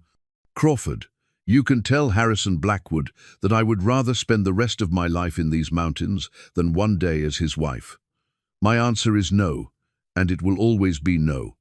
Crawford's face darkened with anger and frustration. "You're making a mistake, woman. Blackwood's a rich man, powerful man. He can give you things this mountain hermit never could." "Mr. Blackwood had his chance to give me what I needed," Eliza replied calmly. "He chose to offer me luxury instead of love, control instead of partnership, ownership instead of respect. Jonas gives me everything that matters: his trust, his consideration, and the freedom to choose my own path." She reached out and took Jonas's hand, intertwining their fingers in a gesture that was both intimate and defiant. "This is my choice, freely made. I choose Jonas, I choose this life, and I choose love over convenience." The words hung in the air like a declaration of independence, and Eliza felt something shift inside her chest, not the gradual change that had been building over weeks, but a sudden, crystalline moment of absolute certainty. She wasn't staying with Jonas because she had no other options, or because Stockholm Syndrome had clouded her judgment. She was staying because, for the first time in her life, she'd found a man who saw her as a complete person worthy of love and respect. Crawford looked between them with disgust, clearly recognizing that his mission had failed. "You're both fools," he spat. "When you change your mind, and you will, don't expect another offer like this one." "We won't," Jonas said simply. The three men wheeled their horses around and rode back down the mountain trail, their departure leaving behind a silence that felt both triumphant and somehow sacred. Eliza realized she was trembling, not from fear, but from the magnitude of what had just happened. "That was quite a speech," Jonas said softly, his thumb stroking across her knuckles. "It was quite an offer to refuse," Eliza replied. $500 is a fortune." Jonas turned to face her fully, his storm-gray eyes serious and intent. "Eliza, I need you to understand something. I didn't refuse that money for noble reasons or because I'm some kind of saint. I refused it because the thought of losing you felt like dying all over again.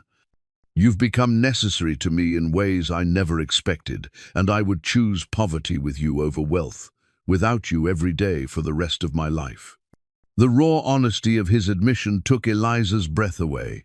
This wasn't the pretty poetry of courtship or the manipulative flattery she'd received from other men. This was truth, stark and unadorned and infinitely more valuable than any elaborate declaration of love. "Jonas," she whispered, reaching up to touch his face. But before she could finish the thought, he was kissing her with an intensity that spoke of relief and possession and promise all tangled together. This kiss was different from their tentative first embrace. It carried the weight of choice freely made and obstacles overcome together. When they finally broke apart, both breathing hard, Jonas rested his forehead against hers and closed his eyes. "Stay with me," he whispered. "Not because you have nowhere else to go, not because I bought you, or because circumstances trapped you here. Stay because you want to build a life with me." Eliza looked into his eyes and saw her future reflected there, not the carefully planned future of social expectations and financial security she'd been raised to want, but something infinitely more precious, a future built on love and choice, and the daily decision to cherish each other, despite all the ways the world might try to tear them apart. "I'm not going anywhere," she said, her voice steady and sure. "This is my home now. You are my home." And as the sun set behind the peaks that surrounded their mountain sanctuary, Eliza knew with absolute certainty that she had finally found where she belonged. The wanted poster lay crumpled in the dirt where one of Crawford's men had dropped it, its stark black letters proclaiming Eliza's supposed crimes to anyone who could read. Jonas picked it up with hands that trembled slightly, his face growing darker with each word he absorbed. Wanted for theft. 500 reward. Eliza Whitmore, blonde hair, blue eyes, 26 years of age. Stole family jewelry and personal effects. Valued at over 1,000. Considered dangerous and deceptive. Contact Harrison Blackwood. Silver Bend. Eliza stared at the poster in horror, her mind racing as she processed the implications. Harrison hadn't just been trying to retrieve his runaway bride, he'd branded her a criminal, making her a fugitive with a price on her head. Every sheriff, every bounty hunter, every desperate man looking for easy money would now see her as prey worth hunting. "This changes everything," Jonas said quietly, his voice tight with controlled anger. "It's not true," Eliza said quickly, though even as she spoke the words, she knew how futile they sounded. "Well, not exactly true. I did take my mother's jewelry, but it belonged to me. She left it to me in her will." "What jewelry?" Jonas interrupted, his lawman's instincts clearly engaged, despite his years away from the badge. Eliza looked down at her hands, suddenly ashamed of the secret she'd been keeping. "My mother's jewelry collection. It was all I had left of her, and when Father started making arrangements with Harrison, I knew he planned to give it to him as part of my dowry. So I sewed the pieces into my wedding dress before I ran."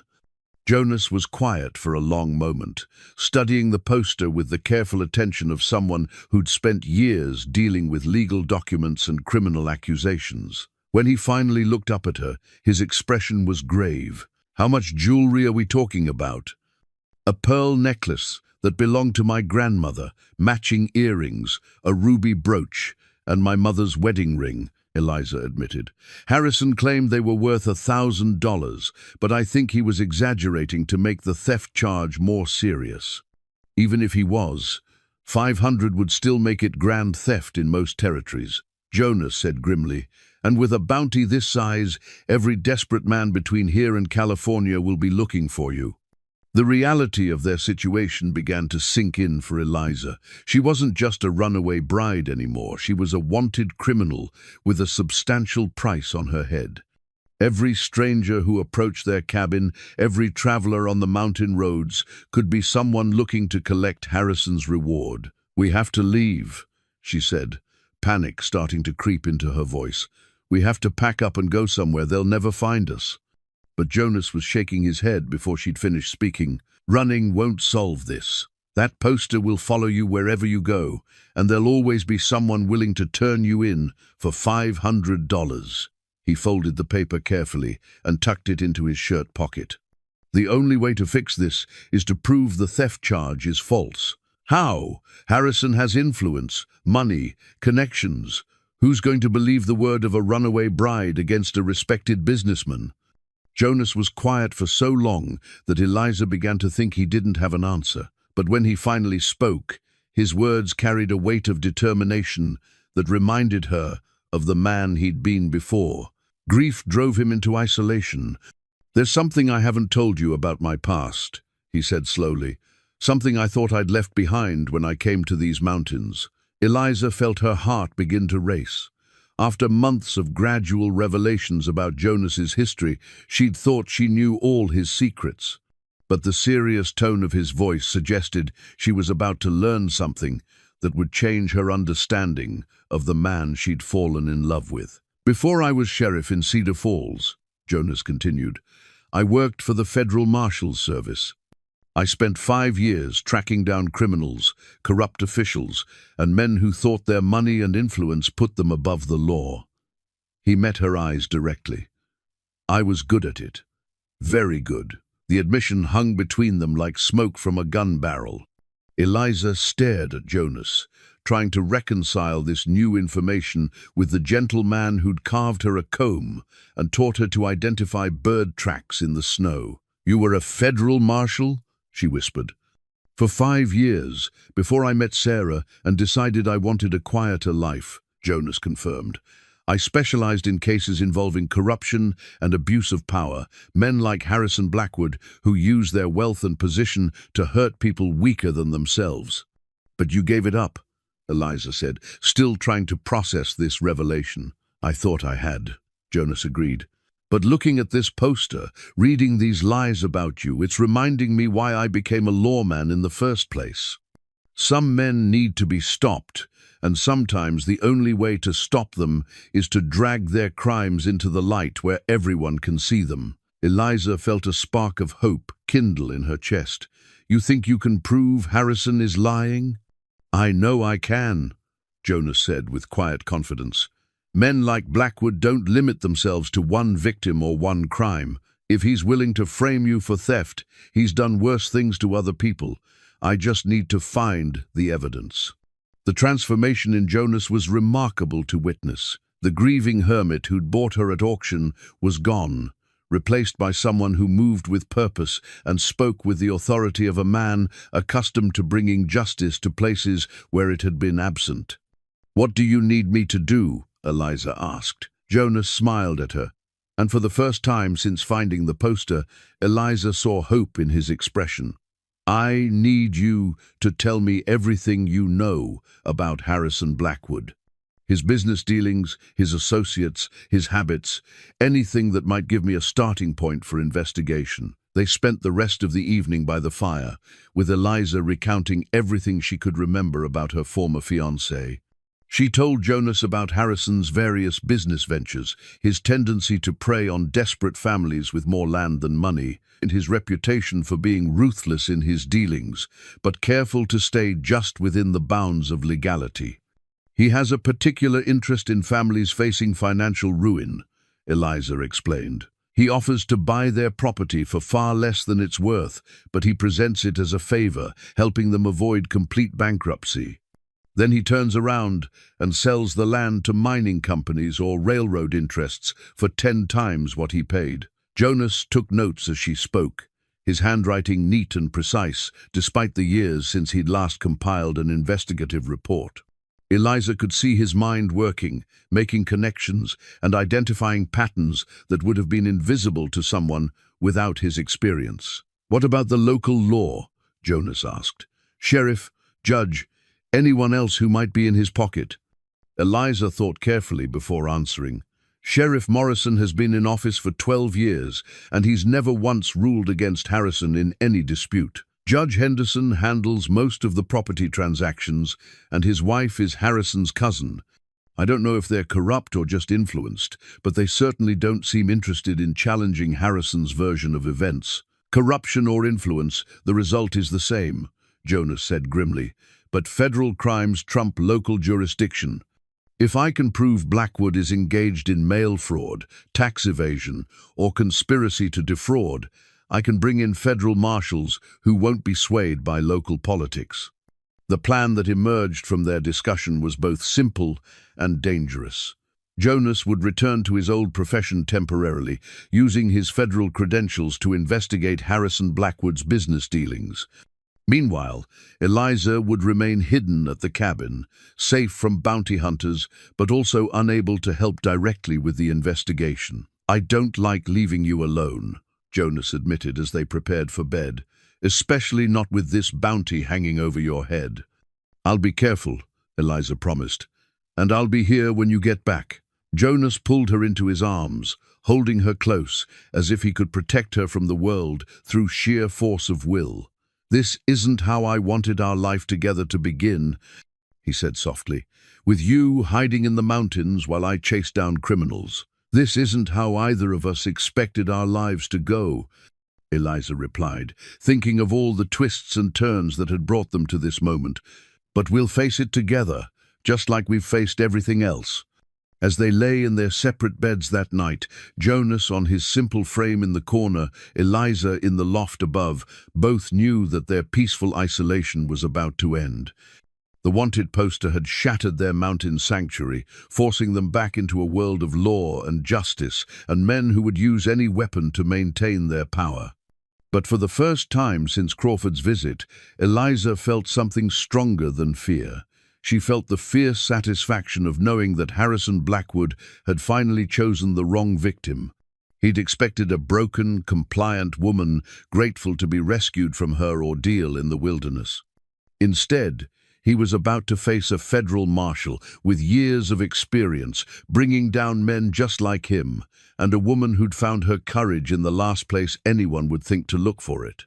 The mountain man who'd bought her at auction was about to remind the world why they'd once called him the most relentless lawman in the territory. And the kidnapped bride he'd stolen was about to prove that some women were worth more than their weight in gold. They were worth fighting for.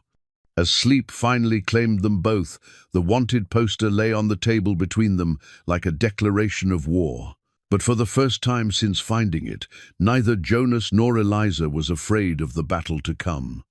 They'd found something worth defending in each other, and they'd be damned if they'd let Harrison Blackwood or anyone else take it away from them. The tarnished silver star felt heavier in Jonas's palm than it had any right to, its once bright surface now dulled by years of neglect and the weight of memories he'd tried to bury. He'd found it wrapped in oiled cloth at the bottom of his wooden chest, along with the federal marshal's commission that had once defined his purpose in the world. "I never thought I'd pin this on again," he said quietly, running his thumb over the raised letters that spelled out U.S. Marshal. Eliza watched him from across the cabin, her expression a mixture of pride and worry.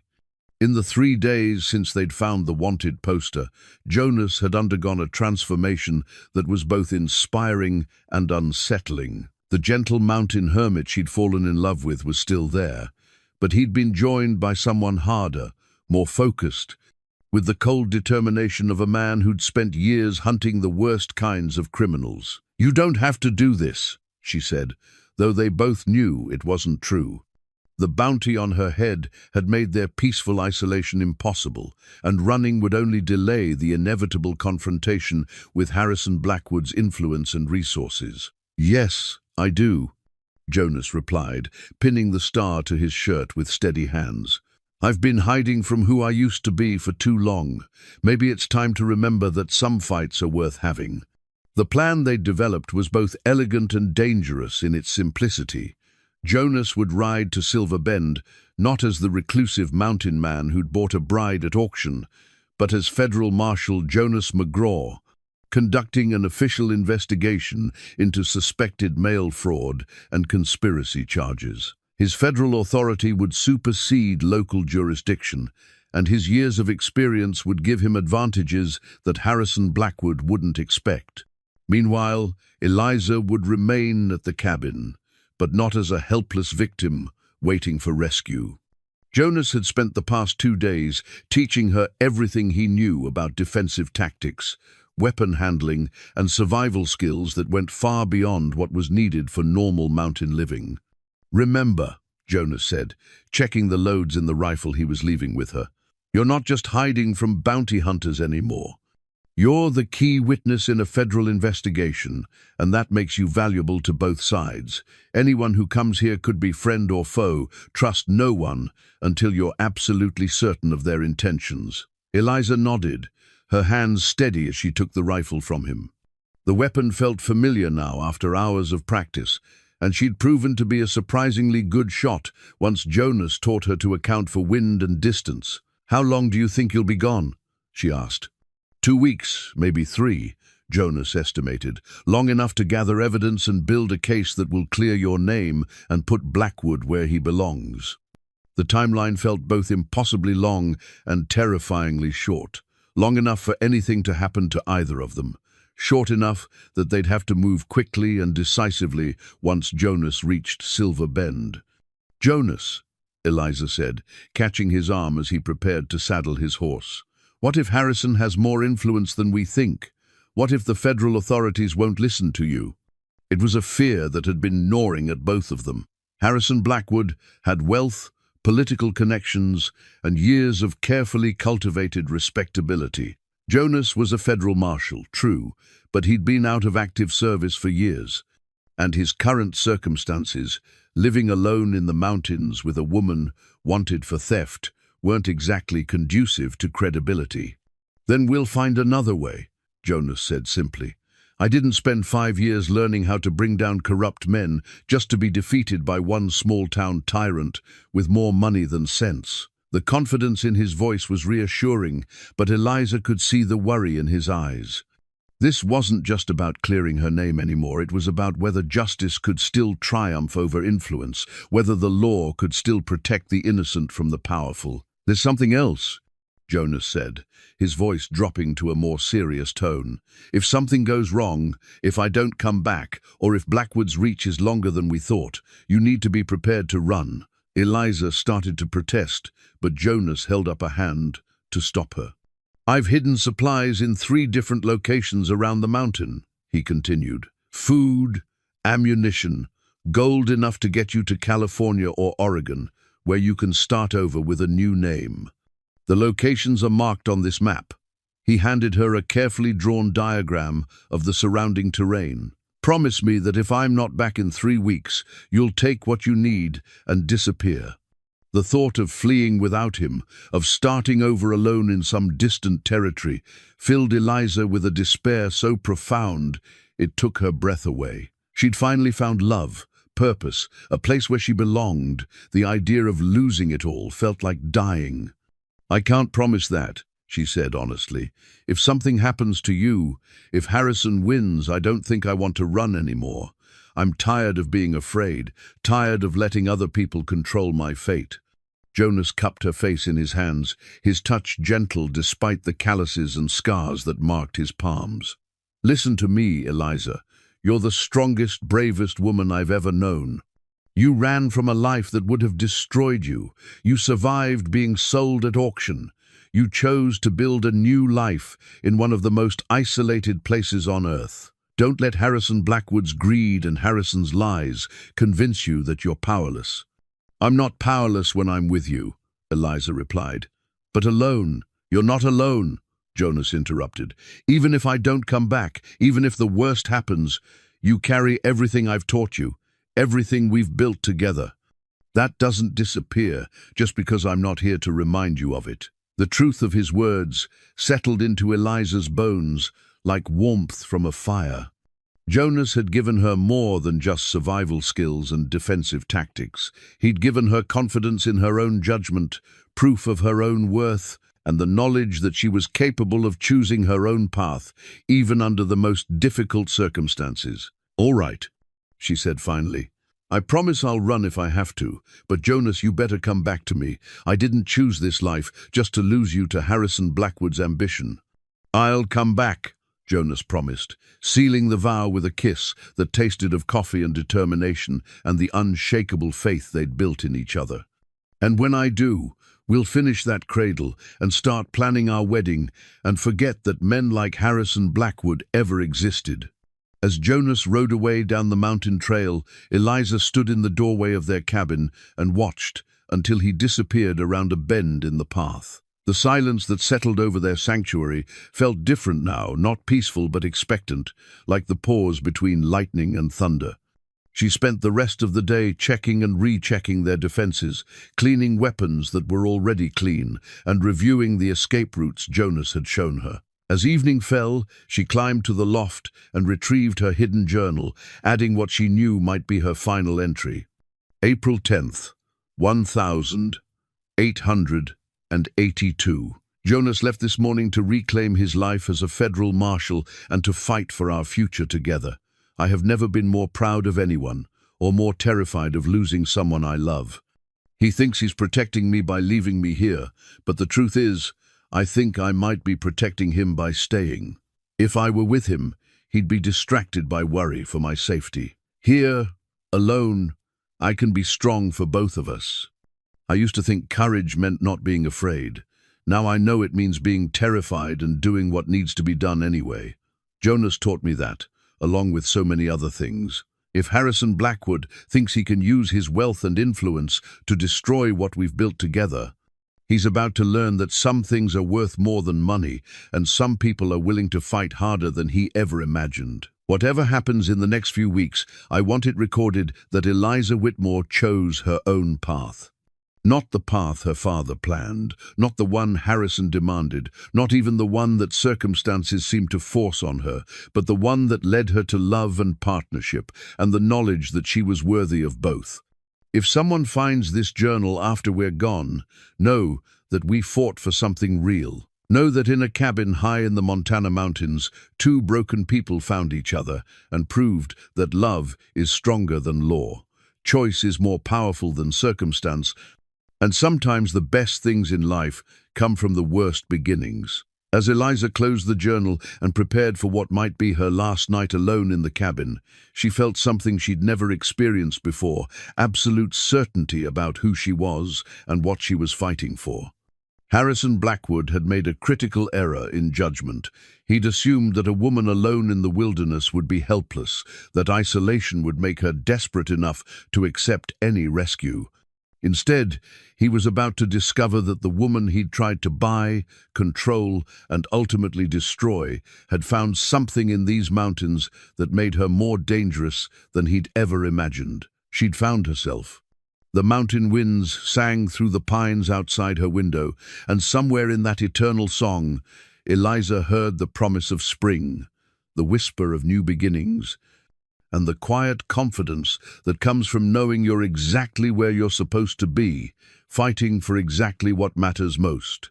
Let Harrison Blackwood come with his bounty hunters and his lies and his corrupt local officials. Let him bring his money and his influence and his absolute certainty that power could triumph over truth. Eliza McGraw, and yes, she was already thinking of herself by that name, would be ready for him. Eliza's mother's locket caught the morning sunlight as she dangled it from her fingers, the delicate gold chain swaying hypnotically in the mountain breeze.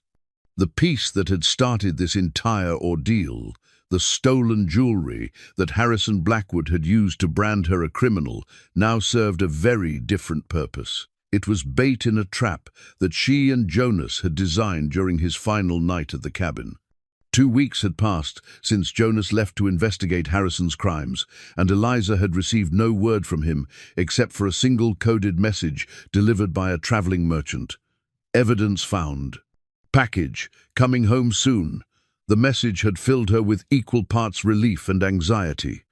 Jonas was alive and apparently successful in his mission, but the phrase, "package coming home," meant that he was bringing company, likely federal marshals who would need to hear her testimony firsthand. But Harrison Blackwood, it seemed, had plans of his own. The first bounty hunter had arrived 3 days ago, a wiry man named Pete Garrison, who'd made the mistake of approaching the cabin directly rather than conducting proper surveillance first. Eliza had spotted him from her lookout position in the loft and been ready when he'd tried to force his way through the front door. A warning shot from Jonas's rifle had sent him scrambling for cover, and a few well-placed bullets near his feet had convinced him to seek easier prey elsewhere. The second hunter had been more cautious, spending a full day watching the cabin from the tree line before making his move. But Eliza had spotted him too, and a long night of playing cat and mouse through the forest had ended with the man's horse running loose and him hiking back down the mountain on foot, cursing the day he'd ever heard of the $500 bounty. Now, as she watched smoke from a campfire rise from the valley below, Eliza knew that the third attempt would be different. This wasn't some lone opportunist hoping for easy money.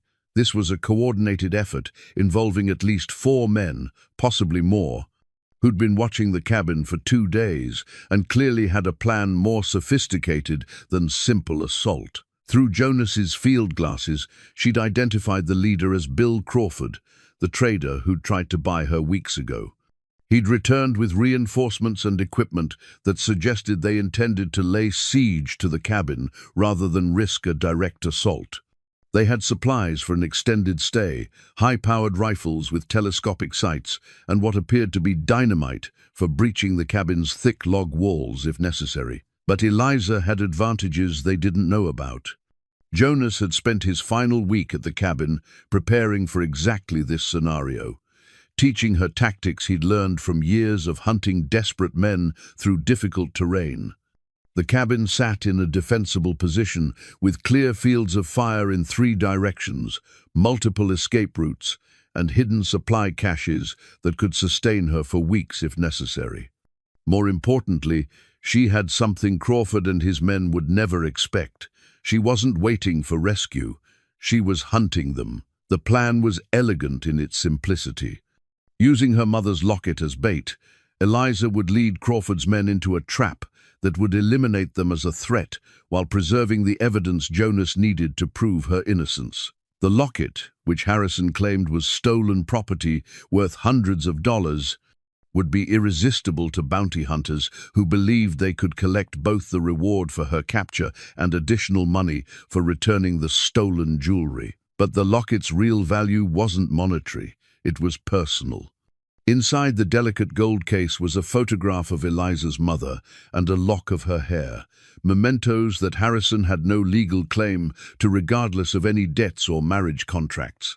When federal marshals examined the locket and compared it to Eliza's mother's will, they'd have proof that Harrison's theft charges were fabricated, assuming, of course, that Eliza survived long enough to present that evidence. She spent the morning making final preparations, checking weapons and escape routes one last time. The rifle Jonas had left her was loaded and ready, with additional ammunition distributed to strategic locations around the cabin. His pistol rode in a holster at her hip, its weight both comforting and sobering. She'd become comfortable with firearms over the past weeks, but she'd never shot at another human being, and she prayed she wouldn't have to start today. The trap itself was positioned at the cabin's most vulnerable point, the small ravine that provided the easiest approach from the valley below. Eliza had spent 2 days carefully arranging fallen logs and rocks to create what appeared to be natural cover, but was actually a killing field with no escape routes. Anyone who entered the ravine would be trapped between steep walls on both sides, with Eliza controlling the high ground from a concealed position among the rocks above. The locket would be left in plain sight on a boulder at the ravine's entrance, positioned so that anyone approaching would have to enter the trap to retrieve it. Attached to the locket was a note written in Eliza's careful handwriting, "For my rescuer, proof of Harrison Blackwood's lies and evidence of my innocence. Take this to the federal marshal in Silver Bend and tell him where you found me." It was the kind of message that desperate bounty hunters would find irresistible. Not only could they collect the reward for her capture, but they could also position themselves as heroes who'd uncovered corruption and helped an innocent woman. The fact that the message would actually accomplish those goals was an irony that Eliza found grimly satisfying. As the sun reached its zenith, Crawford's men began to move. Through the field glasses, Eliza watched them split into 2 groups, one that would approach the cabin directly as a distraction, and another that would attempt to flank her position through the ravine. It was exactly what she'd hoped they would do. The first group consisted of Crawford himself and one other man, both armed with rifles and moving with the confident swagger of men who believed they had overwhelming advantages. They approached the cabin from the front, calling out offers of safe passage and fair treatment if she surrendered voluntarily. "Miss Whitmore," Crawford shouted from behind a fallen tree about 50 yards from the cabin, "we know you're in there. Come out peaceful-like, and nobody has to get hurt." Eliza didn't respond, instead focusing her attention on the ravine where the second group was approaching, her carefully laid trap. Through the scope on Jonas's rifle, she could see them moving cautiously but purposefully, their eyes fixed on the glinting gold of her mother's locket. "We got supplies to wait you out," Crawford continued his shouting, "and we got dynamite if you make us come in after you. Don't make this harder than it has to be." The threats were meant to pressure her into making a mistake, but Eliza felt strangely calm as she watched the flanking group reach the ravine entrance. Two men, both young and eager, both focused entirely on the prize that lay waiting for them. They whispered to each other, pointing at the locket and the note, clearly convinced they'd discovered something Crawford didn't know about. Perfect. The first man entered the ravine, his rifle held at the ready, but his attention divided between watching for threats and marveling at his good fortune. The second followed close behind, equally distracted by the prospect of easy money and heroic recognition. When both men were fully committed to the trap, positioned exactly where Eliza needed them to be, she made her move. "Crawford!" she called out from her concealed position, her voice carrying clearly across the mountain air. "Your men just walked into a trap. You've got 30 seconds to call them off before this gets ugly." The warning shot she fired into the air emphasized her point, the sound echoing off the surrounding peaks like thunder. Below her, the two men in the ravine froze, suddenly realizing they were exposed and vulnerable with no cover except the false shelters she'd prepared for them. "You're bluffing!" Crawford shouted back, but uncertainty had crept into his voice. Eliza's response was to put a bullet through the crown of his hat, close enough to part his hair, but far enough away to avoid actually killing him. The shot was deliberately precise, designed to demonstrate both her skill and her restraint. "That wasn't a bluff," she called out, "and the next one won't be a warning. Your men are trapped, Crawford. The smart thing would be to ride away and forget you ever heard of the $500 bounty." But Crawford, like many men who'd spent their lives bullying the weak and desperate, couldn't accept that a lone woman had outmaneuvered him. Instead of retreating, he signaled for his companion to circle around toward the cabin's blind spot, while he maintained suppressing fire. It was exactly the kind of tactical mistake that Jonas had warned her about, men who confused aggression with strategy, who let pride override common sense, who couldn't imagine that their intended victim might be better prepared than they were. The sound of gunfire echoed through the mountains as Crawford's assault began in earnest, and Eliza settled into the deadly work of proving him wrong. The cabin's carved doorframe splintered under the impact of Crawford's bullets, the wood fragmenting around the initials that Jonas had carved years ago when he'd first built this sanctuary with Sarah. JM+S.M. cracked and split as gunfire tore through the carved hearts and decorative flourishes that had once represented eternal love and unshakable faith in the future. Eliza ducked behind the thick log wall as another volley erupted from Crawford's position, her heart racing, but her hands steady on the rifle. Jonas had taught her to use with deadly precision. The symbolic destruction of those initials felt like a breaking point, the final severing of Jonas's ties to a past that had kept him isolated and afraid to love again. "Last chance, woman," Crawford bellowed from behind his makeshift barricade. "Surrender now, or we'll blast you out of there." But Eliza was no longer listening to his threats. Her attention was focused on the tactical situation that had developed over the past hour of intermittent gunfire. Crawford's frontal assault had been largely ineffective against the cabin's thick walls, but it had served its purpose as a distraction. His real strategy was unfolding in the ravine below, where his two trapped men had been working systematically to escape her carefully prepared killing field. Through a gap in the logs, she could see them using their rifle stocks to lever away the rocks she'd positioned to block their escape routes. They were making progress, and within minutes they'd be free to flank her position from below. Once that happened, she'd be caught in a crossfire with no hope of escape. It was time to end this. Eliza had been saving her most potent weapon for exactly this moment, not the rifle or pistol that Jonas had left her, but the knowledge and evidence that could destroy Harrison Blackwood's credibility and expose the corruption that had made this bounty hunt possible in the first place. "Crawford!" she called out, her voice carrying clearly across the battlefield. "I've got something you need to know about Harrison Blackwood and his $500 bounty." The gunfire slackened as Crawford's curiosity overcame his tactical discipline. "What are you talking about?" "I'm talking about the federal investigation that's been building a case against Blackwood for the past 2 weeks. Eliza shouted back. "Mail fraud, tax evasion, conspiracy to defraud charges that'll put him in federal prison for 20 years. The silence that followed her words was profound. Even the 2 men in the ravine had stopped their escape efforts to listen to what she was saying. "You're lying," Crawford finally responded, but uncertainty had crept into his voice. "Federal Marshal Jonas McGraw has been gathering evidence in Silver Bend for 2 weeks, Eliza continued, pressing her advantage. "Bank records, witness statements, correspondence that proves Blackwood's been running a systematic fraud operation for years. By now, he's probably already been arrested.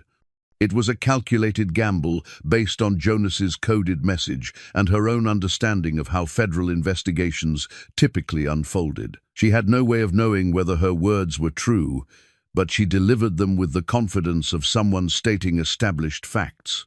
"Even if that's true," Crawford called back, though his voice lacked its earlier conviction, "there's still a bounty on your head. Theft charges don't disappear just because the man who filed them gets arrested for something else." "They do when the theft charges are fabricated," Eliza replied. "The jewelry I supposedly stole belonged to my mother, left to me in her will, which is recorded in the county courthouse. Blackwood never had any legal claim to it, which means there was no theft and no basis for any bounty." The truth of her words hung in the mountain air like smoke from gunpowder, and Eliza could feel the balance of power shifting in her favor. Crawford's men weren't professional bounty hunters or dedicated criminals.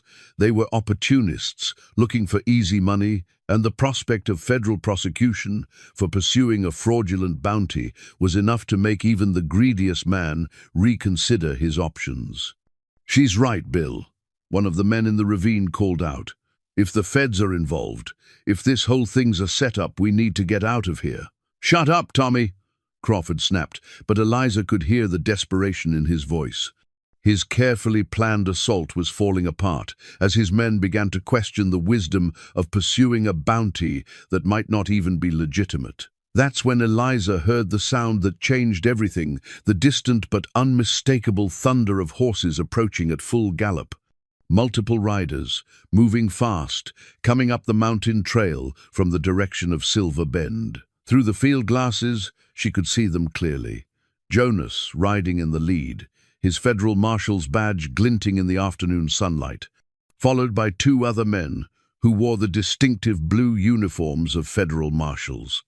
Behind them rode a 4th man in civilian clothes who looked suspiciously like a federal judge, complete with the black robes and stern expression that suggested official business. Crawford had spotted them too, and the panic in his voice was unmistakable as he shouted orders to his scattered men. "Mount up! We're leaving! Now!" But it was too late for an orderly retreat. The federal marshals had already positioned themselves to block the main escape route, and Jonas was spurring his horse toward the cabin with the focused intensity of a man who'd found exactly what he'd been looking for. "Bill Crawford!" Jonas's voice boomed across the clearing with all the authority of federal law enforcement. "You and your men are under arrest for conspiracy to kidnap, assault on a federal witness, and pursuing a fraudulent bounty. Throw down your weapons and surrender immediately."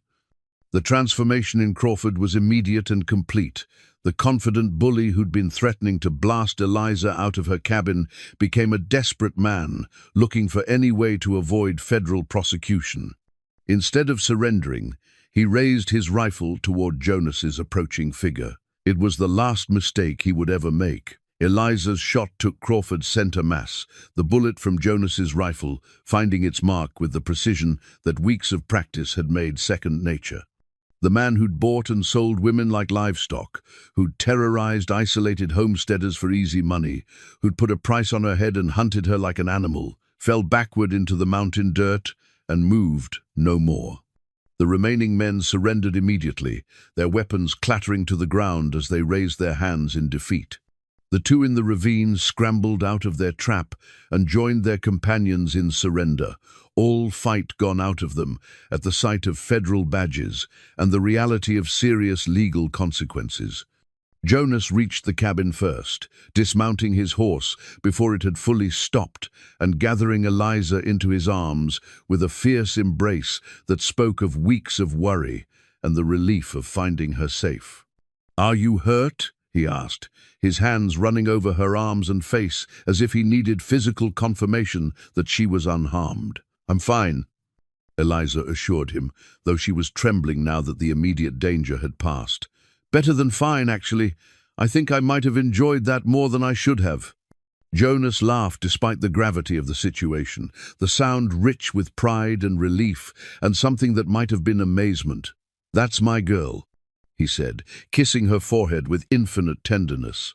"I knew you could handle yourself, but this—" he gestured toward Crawford's body and the surrendering bounty hunters. "This is impressive even for someone with your considerable talents."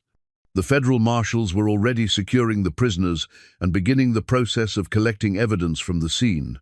The judge, who was indeed a federal judge, as Jonas explained, had come to take Eliza's testimony and formally dismiss the charges that Harrison Blackwood had fabricated. "It's over," Jonas said simply, his arms still wrapped around her as if he couldn't bear to let her go. "Blackwood's been arrested, his assets frozen, his local cronies removed from office. The theft charges have been dropped, the bounty cancelled, and you're free to go wherever you want, be whoever you want to be." The words should have filled Eliza with relief and joy, but instead she felt an odd melancholy at the thought of the life they'd built together being disrupted by the return of law and order to their mountain sanctuary. "Wherever I want to go," she repeated, looking up into Jonas's storm-grey eyes. "Wherever you want," he confirmed, though she could see the hope and fear warring in his expression. "You have choices now, real choices, for the first time in your life. No debts to settle, no fathers to obey, no men trying to buy or control you. You're completely free." Eliza looked around at the cabin that had become her home, at the mountains that had sheltered their unlikely love story, at the man who'd shown her what it meant to be valued and protected and cherished. Then she looked at the federal officials who represented the outside world, a world of laws and civilization and opportunities that had been closed to her as long as she remained a wanted fugitive. "Jonas," she said quietly, her decision crystallizing with the certainty that came from finally understanding who she was and what she wanted. "Ask me to marry you." "What?" "Ask me to marry you," she repeated, her voice growing stronger and more confident. "Properly this time, not because you bought me or because circumstances trapped us together, but because you love me and want to build a life with me by choice." The smile that spread across Jonas's face was like sunrise after the longest night, transforming his entire expression and reminding Eliza of all the reasons she'd fallen in love with this complicated, wounded, wonderful man. "Eliza Whitmore," he said, his voice carrying clearly across the clearing where federal marshals were cleaning up the remnants of their old life. "Will you marry me?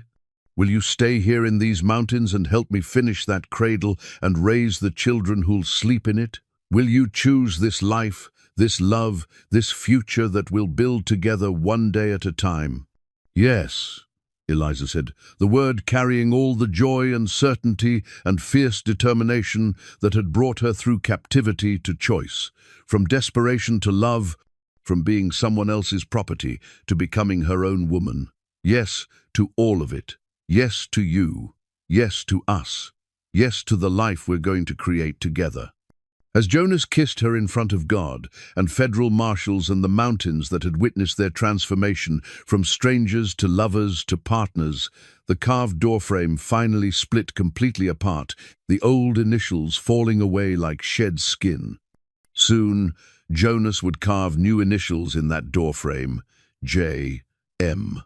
plus E.M., surrounded by new hearts and fresh hope, and the unshakable faith that love could triumph over any obstacle, no matter how impossible the odds might seem.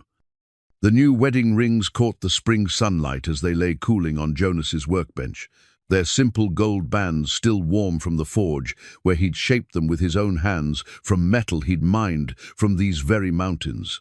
Each ring bore the subtle marks of hammer and file, imperfect in the way that handmade things always are, but perfect in their representation of two people who'd chosen to create something beautiful together from the raw materials of an impossible situation. Spring had arrived in the Montana Territory with all the dramatic flourish that only high country could deliver. The snow that had isolated them through the long winter months now rushed down the mountainsides in silver torrents, feeding streams that sparkled like scattered diamonds in the strengthening sun. Mountain violets pushed through the newly thawed earth with the same determination that had carried Eliza from captivity to choice, and the air itself seemed to vibrate with the promise of new beginnings. 8 weeks had passed since the confrontation with Crawford and his bounty hunters. 8 weeks since Jonas had returned with federal marshals and irrefutable proof of Harrison Blackwood's crimes. The corrupt businessman was now serving a 20-year sentence in territorial prison. His local cronies had been removed from office, and the fabricated theft charges that had made Eliza a fugitive had been dismissed with the kind of legal finality that left no room for future challenges. But more importantly, in the quiet weeks that followed their vindication, Jonas and Eliza had taken the precious time to court each other properly, something that had been impossible when their relationship was shadowed by desperate circumstances and external threats. Jonas had proven to be a surprisingly traditional suitor once the legal obstacles were removed, asking formal permission to court her and even writing to her distant relatives in Philadelphia to request their blessing for the marriage. He'd also made the long journey to Silver Bend to purchase a proper engagement ring from the finest jeweler within 200 miles, returning with a delicate diamond solitaire that had cost him nearly a year's worth of gold dust earnings. But Eliza had gently declined the expensive ring, explaining that she preferred symbols they created together rather than purchased from strangers who knew nothing of their story. So Jonas had taught her to work the small forge he used for tool repair, and together they'd crafted matching bands from Montana gold, learning each other's hands in an entirely new way as they shaped metal that would circle their fingers for the rest of their lives. "They're beautiful," Eliza said, examining the rings with the appreciative eye of someone who'd learned to value craftsmanship over mere ornamentation. "Simple, honest, made to last forever." "Like what we're building together," Jonas agreed, sliding one of the bands onto her finger with the reverence of a man who'd never expected to experience this kind of joy twice in one lifetime. The ring fit perfectly, as if it had been waiting all along for this moment. This woman, this second chance at happiness that felt both earned and miraculous. Their wedding ceremony would be small by necessity, but rich in meaning. Just the two of them, the traveling minister who'd agreed to make a special trip for the occasion, and the mountains that had sheltered their unlikely love story from its desperate beginning to this triumphant conclusion. The simplicity felt appropriate for two people who'd learned that the most profound truths were often the least complicated ones. "I have something for you," Eliza said, retrieving a carefully wrapped bundle from the cabin's kitchen area. "A wedding gift that I hope will remind us, years from now, of how this all began." Jonas accepted the package with curiosity that transformed into wonder as he unwrapped what Eliza had spent the past 6 weeks creating in secret during the hours when he was checking trap lines or gathering firewood. It was a quilt of extraordinary beauty and craftsmanship, hand-stitched from fabric she'd carefully ordered from traveling merchants and embroidered with scenes that told the story of their courtship in a series of connected panels. The first panel depicted the auction block where their story had begun, but rather than focusing on her humiliation, Eliza had embroidered it as the moment when fate had intervened to bring them together. The second showed their cabin surrounded by winter snow. The third captured their first tentative conversations by the fireplace, and subsequent panels chronicled their growing affection, the confrontation with the bounty hunters, and finally, a future scene of the family they planned to build together in these mountains. "Eliza," Jonas breathed, his voice thick with emotion as he traced the intricate stitching with gentle fingers. "This is the most beautiful thing I've ever seen. The hours you must have spent, every stitch was a pleasure." She interrupted softly. "Every panel is a memory I wanted to preserve exactly as I experienced it, the good parts and the difficult ones, because they all led us here." Jonas spread the quilt across their bed, the bed they would officially share as husband and wife after today's ceremony. The morning light streaming through the cabin windows illuminated the colorful threads and meticulous needlework, transforming their simple home into something that felt sacred, blessed by the evidence of love made manifest in thread and fabric. "I have something for you as well," Jonas said, disappearing into the loft and returning with a wooden box that Eliza had never seen before. "I've been working on this since the day you chose to stay instead of leaving with that trader." Inside the box lay a complete set of woodworking tools, each one sized specifically for her smaller hands and marked with her initials in Jonas's careful script. There were chisels and gouges, sanders and scrapers, small saws and delicate carving knives, all crafted with the same attention to detail that Jonas brought to everything he created. "I want to teach you everything I know about working with wood," he explained, his eyes bright with enthusiasm for the future they would build together. "Not because you need the skill to survive up here, but because I think you'd find joy in the work.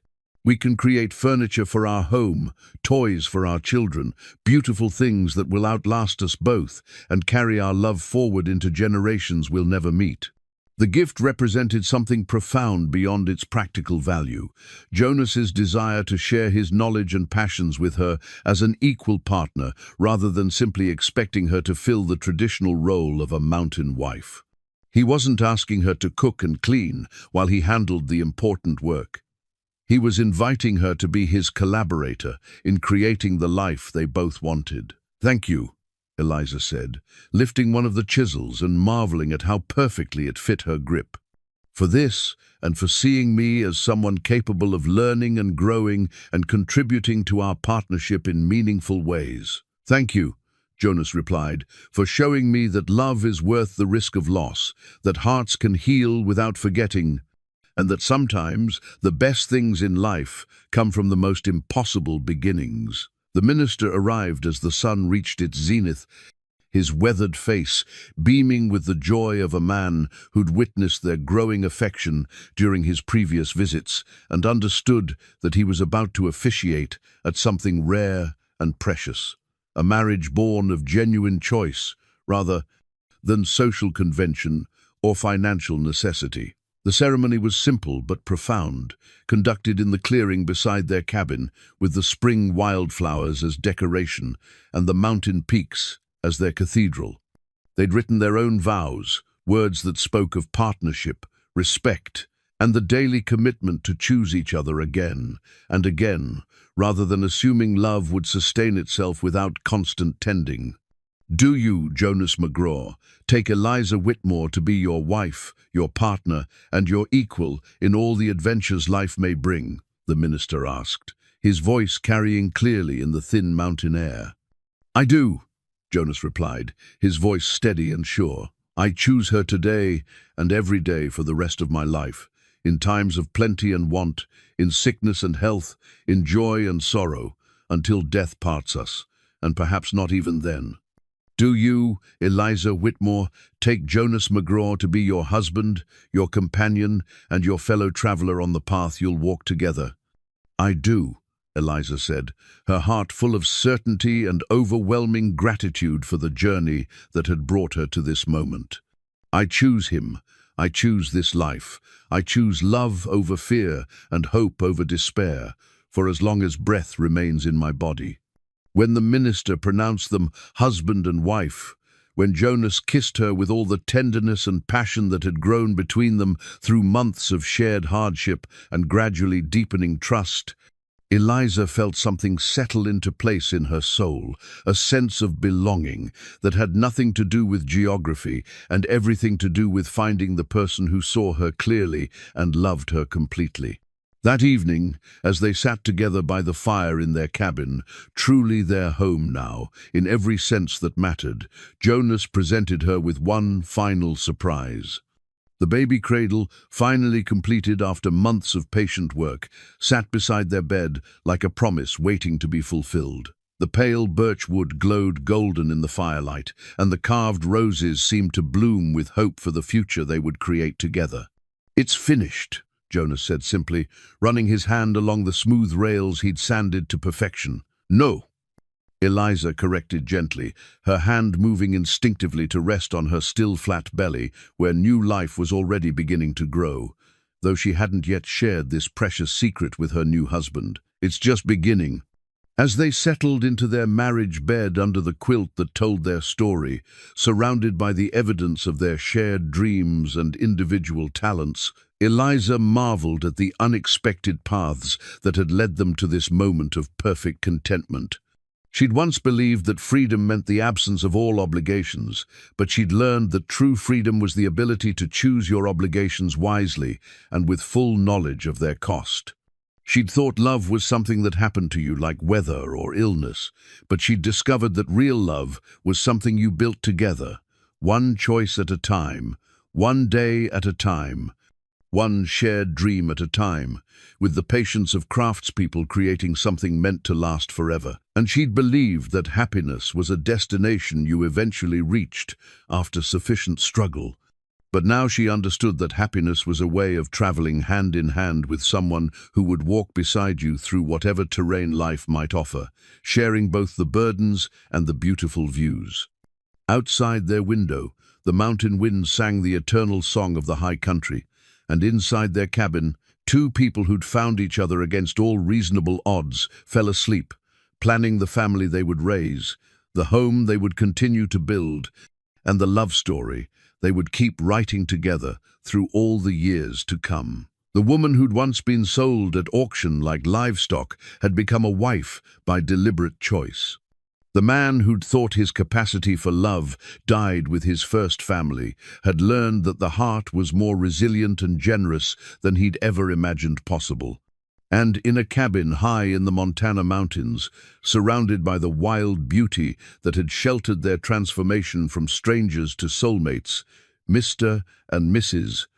Jonas McGraw began the greatest adventure of all, building a life together based on love freely given, respect mutually earned, and joy deliberately chosen every single day.